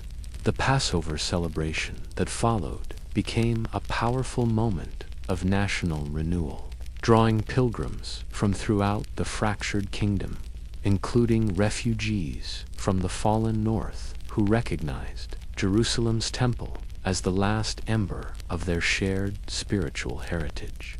This spiritual awakening was paired with pragmatic, administrative, and military reforms that prepared Judah for the Assyrian storm everyone could see gathering on the horizon. Hezekiah's engineers carved the remarkable tunnel that channeled water from the Gihon, spring directly into Jerusalem's fortifications engineering marvel that archaeologists still admire today, testifying to the desperate determination with which the southern kingdom braced for its trial by fire. When Sennacherib, Assyria's formidable monarch, finally turned his predatory gaze toward Judah after securing the northern territories, his armies cut through the countryside like a scythe through ripened grain, leaving nothing but devastation in their wake. 46 fortified cities crumbled before Assyrian siege engines, their populations dragged away in chains, with the ominous promise that Jerusalem would soon share their fate. The siege of Jerusalem tested every element of Hezekiah's preparations, as Assyrian forces encircled the city with earthworks and battle-proven siege engines that had conquered every previous target. Inside the walls, defenders watched their provisions dwindle, while enemy heralds shouted taunts about the futility of resistance against the world's greatest military power. Sennacherib's psychological warfare deployed carefully crafted messages designed to shatter Jewish morale by cataloging how easily other nations' gods had fallen before Assyria's unstoppable might.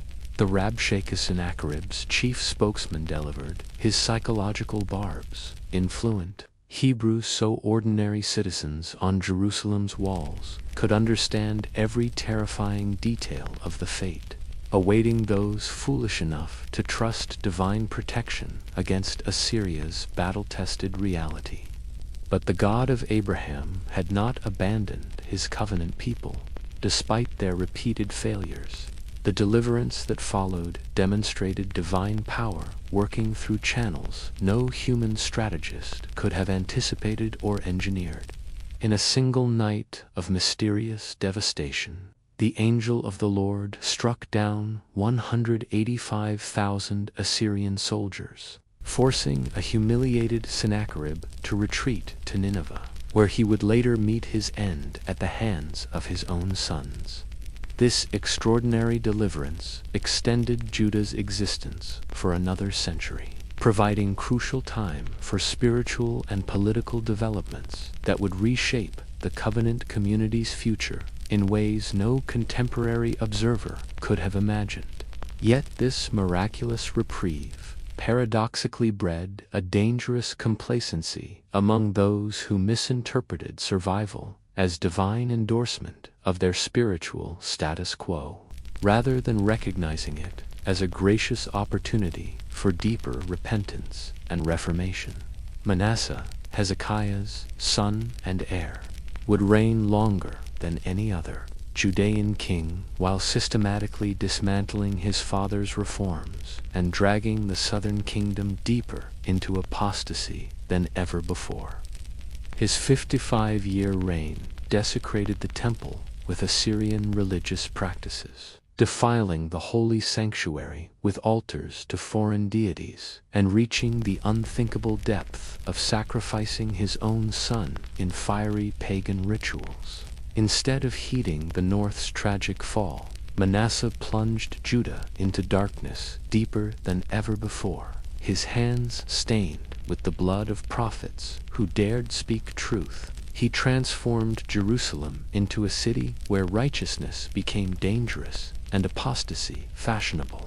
The temple, once Solomon's gleaming tribute to divine glory, now housed pagan idols that mocked the covenant, while the king's syncretic policies wove foreign practices into the fabric of Judean worship. Yet even in this spiritual wasteland, mercy's small flame flickered when Assyrian chains dragged the proud king into exile. Suffering accomplished what prosperity could not. In the bitter cold of captivity, Manasseh's hardened heart finally cracked open. His late-life reforms, though insufficient to erase decades of spiritual corruption, planted seeds of revival that would later flourish under his grandson Josiah's leadership. This cycle of rebellion, judgment, and restoration revealed the persistent tension between divine patience and justice, a pattern woven throughout Israel's tumultuous relationship with their covenant God. Part 8. Return and Reflection. From exile to restoration along the banks of the mighty Euphrates, where hanging gardens rivaled Eden's splendor, and where the exiled children of Israel had learned to blend their tears with foreign waters, came tidings that would alter the course of ancient history. Cyrus the Great, sovereign of the vast Persian Empire, had accomplished what many thought impossible. He had toppled mighty Babylon, the very power that had crushed Jerusalem and scattered Judah's finest minds across Mesopotamia. The fall of Babylon in 539 BC came not through endless bloodshed or prolonged siege, but through Persian ingenuity, by engineering a masterful diversion of the Euphrates River. Cyrus created a pathway beneath Babylon's impenetrable walls, allowing his forces to infiltrate the city virtually unopposed. In a single breathtaking night, an empire that had seemed eternal collapsed like a clay idol. The gods of Babylon stood silent as Persian soldiers poured into streets once thought unconquerable, proving the emptiness of trusting in graven images rather than the living God. Unlike his brutal predecessors, who carved empires through terror and cultural annihilation, Cyrus embraced a revolutionary philosophy of governance. His policy of cultural and religious tolerance recognized the practical wisdom of allowing conquered peoples to maintain their ancestral traditions and local customs. This enlightened approach to imperial rule would open doors for a restoration so complete that even the most hopeful Hebrew prophets had scarcely dared envision it during the darkest nights of exile. The royal decree that emerged from Cyrus' court in 538 BC transcended mere political calculation. With words that echoed across the ancient world, the Persian king declared that the Lord God of heaven, not Marduk or Baal, had granted him dominion over all kingdoms and commissioned him to rebuild the sacred temple in Jerusalem. Every member of the covenant community living under Persian rule received imperial permission to return to their ancestral homeland, carrying with them the sacred vessels that Nebuchadnezzar had plundered from the temple decades earlier. This proclamation fulfilled with stunning precision the prophecies Isaiah had recorded 2 centuries before, explicitly naming Cyrus as God's anointed shepherd, who would accomplish heaven's purposes, despite having no personal knowledge of the deity who had orchestrated his rise to power. That a pagan emperor would become the instrument of divine restoration revealed a profound theological truth. The unseen hand guiding history wasn't confined to working through Israel's own monarchs, but could bend any scepter to fulfill eternal promises. Yet the response to this unprecedented opportunity revealed how deeply exile had transformed the covenant community. Of the countless thousands who had been forcibly relocated or born under Mesopotamian skies, only a small remnant chose to abandon the comfort and security they had painstakingly built in foreign lands. The majority, having established businesses, formed families, and adapted to Babylonian life, elected to remain in the land of their captivity, supporting the restoration from afar, rather than risking everything on an uncertain return. Leading this brave remnant stood Zerubbabel, grandson of King Jehoiachem, who had witnessed Jerusalem's first fall. His royal lineage connected the returning exiles to David's ancient dynasty, while his Persian appointment as governor provided the political legitimacy essential for effective leadership. The living embodiment of both past glory and present reality, Zerubbabel bridged the chasm between what had been lost and what might yet be restored. Beside him stood Jeshua, the high priest whose ancestral line stretched back to Aaron himself. These dual leaders, one representing the throne, the other, the altar, embodied the twin pillars upon which Israel's identity had always rested: covenant, kingship, and sacrificial worship. Together, they would guide this fragile community through the monumental challenges of rebuilding not just physical structures, but an entire way of life that had nearly vanished from living memory. The first wave of returning exiles, 42,360 strong, accompanied by servants and precious livestock, formed a second exodus that rivaled the original deliverance from Egypt. Their caravan stretched across the desert, bearing not only personal possessions, but the sacred treasures Cyrus had restored: golden censers, silver basins, and bronze implements that would once again facilitate worship at the mountain where heaven had chosen to make its earthly dwelling. In a journey rich with symbolic meaning, these pilgrims retraced in reverse the ancient path Abraham had walked 15 centuries earlier. Yet where the patriarch had ventured from civilization into the unknown, trusting divine promises without visible evidence, these returning exiles abandoned established lives in the world's most advanced civilization to rebuild what their ancestors' unfaithfulness had destroyed. Their pilgrimage wove new threads of hope into a tapestry of covenant history that stretched back to humanity's earliest days. What greeted them upon arrival testified to 70 years of desolation. The once proud city lay in ruins, its defensive walls reduced to scattered stones. The Temple Mount, once crowned with gleaming marble and gold, sat barren and silent, untouched by hymns of praise since Babylon's armies had set it ablaze. Wild animals roamed freely through chambers where kings had once dispensed justice, while brambles and thorns choked fields that had once fed royal households. Their first action upon arrival revealed profound spiritual wisdom.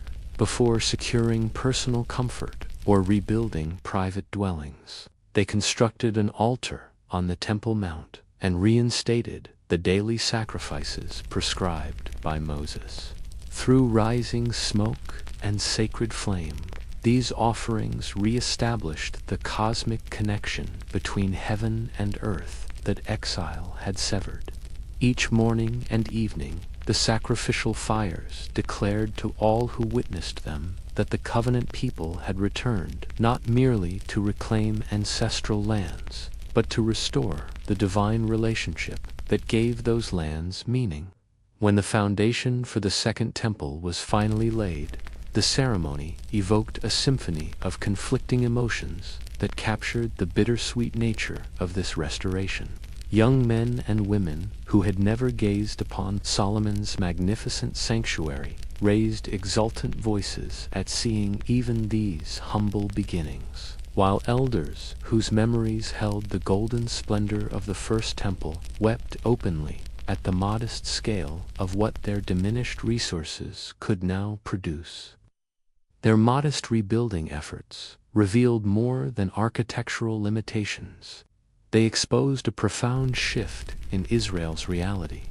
Gone was the treasury that had funded Solomon's ambitious vision. Vanished was the political autonomy that once commanded labor from distant provinces. And dissolved were the international alliances that had brought cedar from Lebanon and gold from Ophir. In place of imperial splendor stood the simple determination of a people clinging to ancient promises. The elders' tears reflected not mere architectural disappointment, but recognition that this modest foundation symbolized their transformed circumstances. Yet even this humble reconstruction soon faced fierce resistance. The mixed population that had remained in the land throughout the exile periods, supplemented by foreign settlers, transplanted through Assyrian and Babylonian population exchanges, approached the returned exiles with outstretched hands, They claimed the right to participate in rebuilding the temple as fellow worshippers of the God of Heaven. These people, later known as Samaritans, from their regional capital, embodied the complex religious landscape that exile had created across the former kingdoms of Israel and Judah. Their heritage wove together strands from various origins, descendants of Israelites who had escaped deportation, intermarried with foreign settlers who had adopted local religious customs. The result was a syncretic community that blended covenant practices with pagan elements, creating a religious hybrid that both resembled and diverged from the faith of the returnees. When Zerubbabel and Jeshua firmly rejected Samaritan participation in the sacred reconstruction, they weren't merely expressing ethnic prejudice. Their decision reflected profound theological convictions that exile had forged within the covenant community. The bitter cup of national destruction had taught them that compromise with foreign religious influences inevitably led down the spiral path to apostasy that had brought divine judgment upon their ancestors. Their exclusionary stance, though politically risky, represented their determination to preserve covenant purity at any cost. This principled rejection, however, ignited a smoldering enmity between the restoration community and their neighbors that would burn for centuries. Stung by exclusion, the Samaritans transformed from would-be participants to active opponents. They mounted a sophisticated campaign of political interference and economic pressure against the rebuilding efforts, whispering in Persian corridors of power that these returned exiles were potential revolutionaries, constructing not a temple but a fortress from which rebellion would spring. The effectiveness of this opposition became painfully evident when temple construction ground to a halt for 16 long years, from Cyrus's second year until Darius's second year on the Persian throne. During this extended pause, the restoration community redirected their energies toward establishing comfortable private dwellings, while the temple foundation stones lay exposed to scorching sun and winter rains. This neglect of the sacred for the sake of the personal revealed spiritual priorities that had drifted far from their original mission. Divine displeasure at this misalignment of priorities thundered through the words of the prophets Haggai and Zechariah. Their complementary messages cut through excuses like lightning through storm clouds. Haggai's piercing question still echoes today. Is it time for you yourselves to dwell in your paneled houses, while this house lies in ruins? The simplicity of his challenge laid bare the community's compromised hearts with surgical precision. What appeared as economic hardship preventing temple construction, the prophets reframed as divine judgment upon misplaced priorities. Their harvests withered below expectations. Their wages seemed to vanish like water in desert sand, put into a purse with holes. These weren't random misfortunes, but divine disciplines, consequences of pursuing personal prosperity while neglecting the sanctuary that should have been their primary concern. Where Haggai brought challenge, Zechariah offered vision. His prophetic glimpses revealed that their seemingly modest construction efforts carried cosmic significance invisible to human eyes. The temple rising beneath their hands might appear humble compared to Solomon's architectural marvel, but it would serve divine purposes that would ultimately eclipse their glorious past. These simple stones were building more than walls. They were crafting a vessel for hope that would outlast empires. When construction finally resumed under this prophetic encouragement, Persian officials predictably questioned the project's legitimacy. Divine providence guided the imperial bureaucracy as searches through dusty archive scrolls confirmed Cyrus's original authorization. In a stunning reversal, Darius not only permitted the work to continue, but commanded provincial governors to support the project with tax revenues. Through bureaucratic channels, opposition transformed into assistance by the unseen hand that guides history's course. The completed temple, dedicated in Darius's 6th regnal year, couldn't match its predecessor's opulence. Gone were the intricate gold overlays and precious gemstones that had once adorned sacred spaces. Yet this simpler sanctuary embodied something more valuable than material splendor, stood as a testament to a community's renewed commitment to the covenant relationship that exile had tested but failed to destroy. Its very existence proclaimed that promises endured even when kingdoms fell. Yet temple restoration alone couldn't resolve the deeper challenges of preserving a distinct covenant identity in a threatening world. Intermarriage with neighboring populations threatened to repeat the pattern of cultural assimilation that had contributed to the original exile. Meanwhile, widespread ignorance of divine law left many unable to distinguish between authentic covenant practices and foreign innovations that had crept in during generations of displacement. Into this spiritual crisis stepped Ezra the scribe, whose arrival from Babylon brought not just legal expertise, but imperial authority to address the community's deepest needs.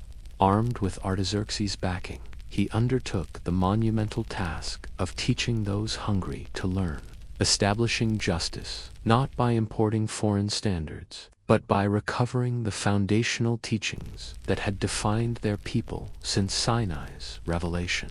When Ezra unrolled ancient scrolls and read the law aloud to assembled crowds, the emotional response revealed how profoundly the exile had severed connections to their heritage. As Moses' words read in sacred Hebrew and explained in everyday Aramaic washed over them, their collective weeping spoke volumes.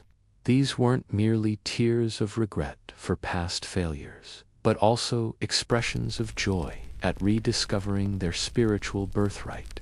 The reforms that followed addressed practical issues vital for their survival as a distinct people.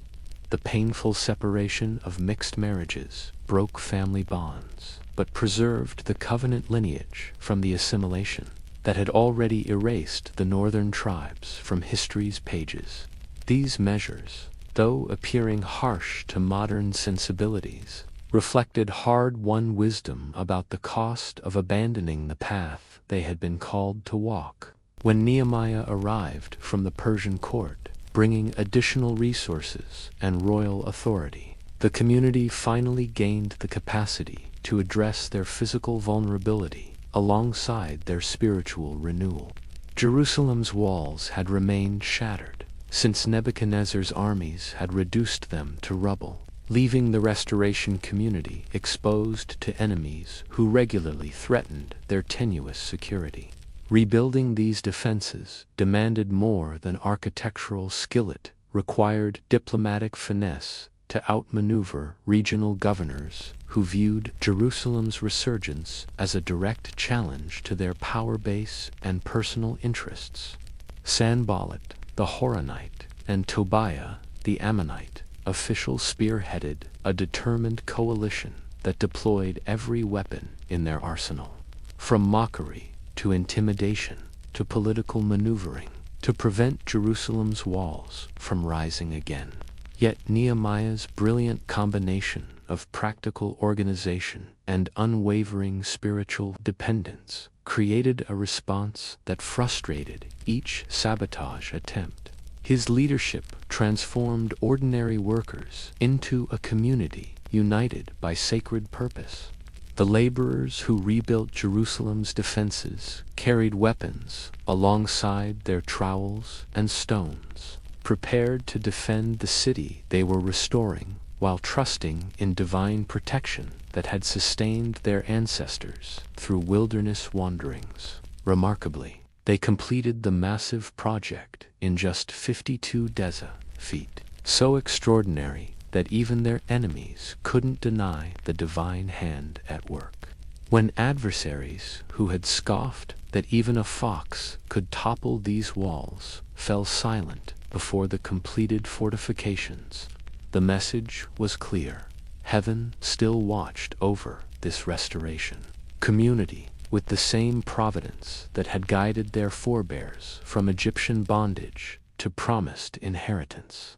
The covenant renewal ceremony that crowned the wall completion brought together threads of religious reformation that had been weaving through the community since the first exiles returned to Jerusalem's ruins.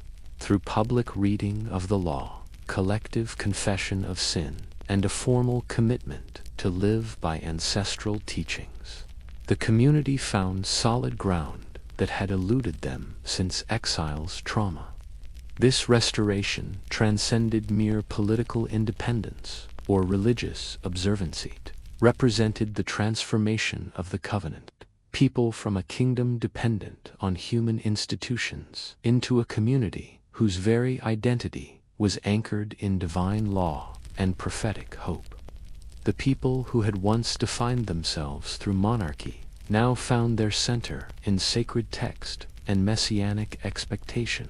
The crucible of exile forged them anew, tempering their faith for survival through centuries of foreign rule that would challenge their convictions in ways their ancestors could scarcely have imagined.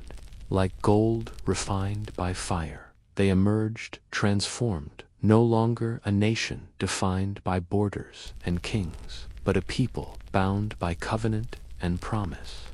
At this pivotal moment, the men of the Great Assembly stood as spiritual architects, preserving not only the sacred texts, but also the living interpretive wisdom needed to breathe life into ancient words for changing times. Their meticulous work, collecting, comparing, and organizing scriptures, laid an enduring foundation that would support centuries of religious thought. Far from being merely curators of myth, they were guardians of authentic traditions that carried the weight of lived experience across generations. The threads connecting pre- and post-exilic Judaism proved stronger and more numerous than skeptical scholars once believed possible.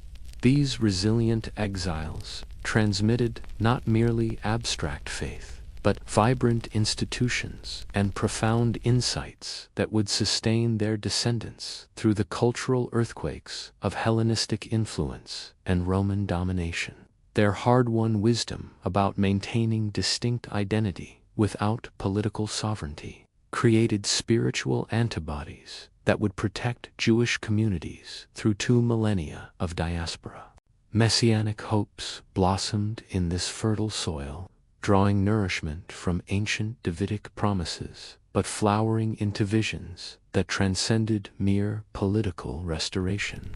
The anticipated Anointed One would establish no ordinary kingdom, but a reign beyond the reach of earthly empires, fulfilling divine promises that human monarchs had glimpsed but never grasped. From the ashes of national calamity arose a community that had learned to treasure Torah above treasure, to pursue holiness rather than political expediency, and to envision a restoration more glorious than anything their ancestors had witnessed. Their suffering carved channels through which blessing would eventually flow to all peoples. The narrative that began with Abraham's solitary journey from Ur found its true meaning not in ephemeral kingdoms, rising and falling like foam upon the shoreline, but in enduring promises that would outlive empires and sustain hope through silent centuries when heaven seemed distant and divine purposes appeared dormant. As the ancient story of Israel draws to its close, may these words carry you gently into the realm of dreams. Like the covenant people who anchored their souls in sacred texts and messianic promises, may you find profound peace in these final moments before sleep embraces you with its tender arms. Consider how the exiles who returned to rebuild transformed adversity into renewal. Their journey through hardship, the bitter taste of foreign soil, the ache of lost heritage. The struggle to reclaim identity reminds us that our greatest metamorphoses often emerge from our darkest valleys, just as they rose from the ashes of captivity with deepened wisdom and refined purpose. May your spirit find refreshment in the quiet sanctuary of your dreams tonight. As consciousness softly slips away, remember this enduring truth: promises outlast empires. The Persian kings who once decreed the exile's fate are now mere whispers in history's pages, while the covenant hope that sustained a small community continues to echo across millennia.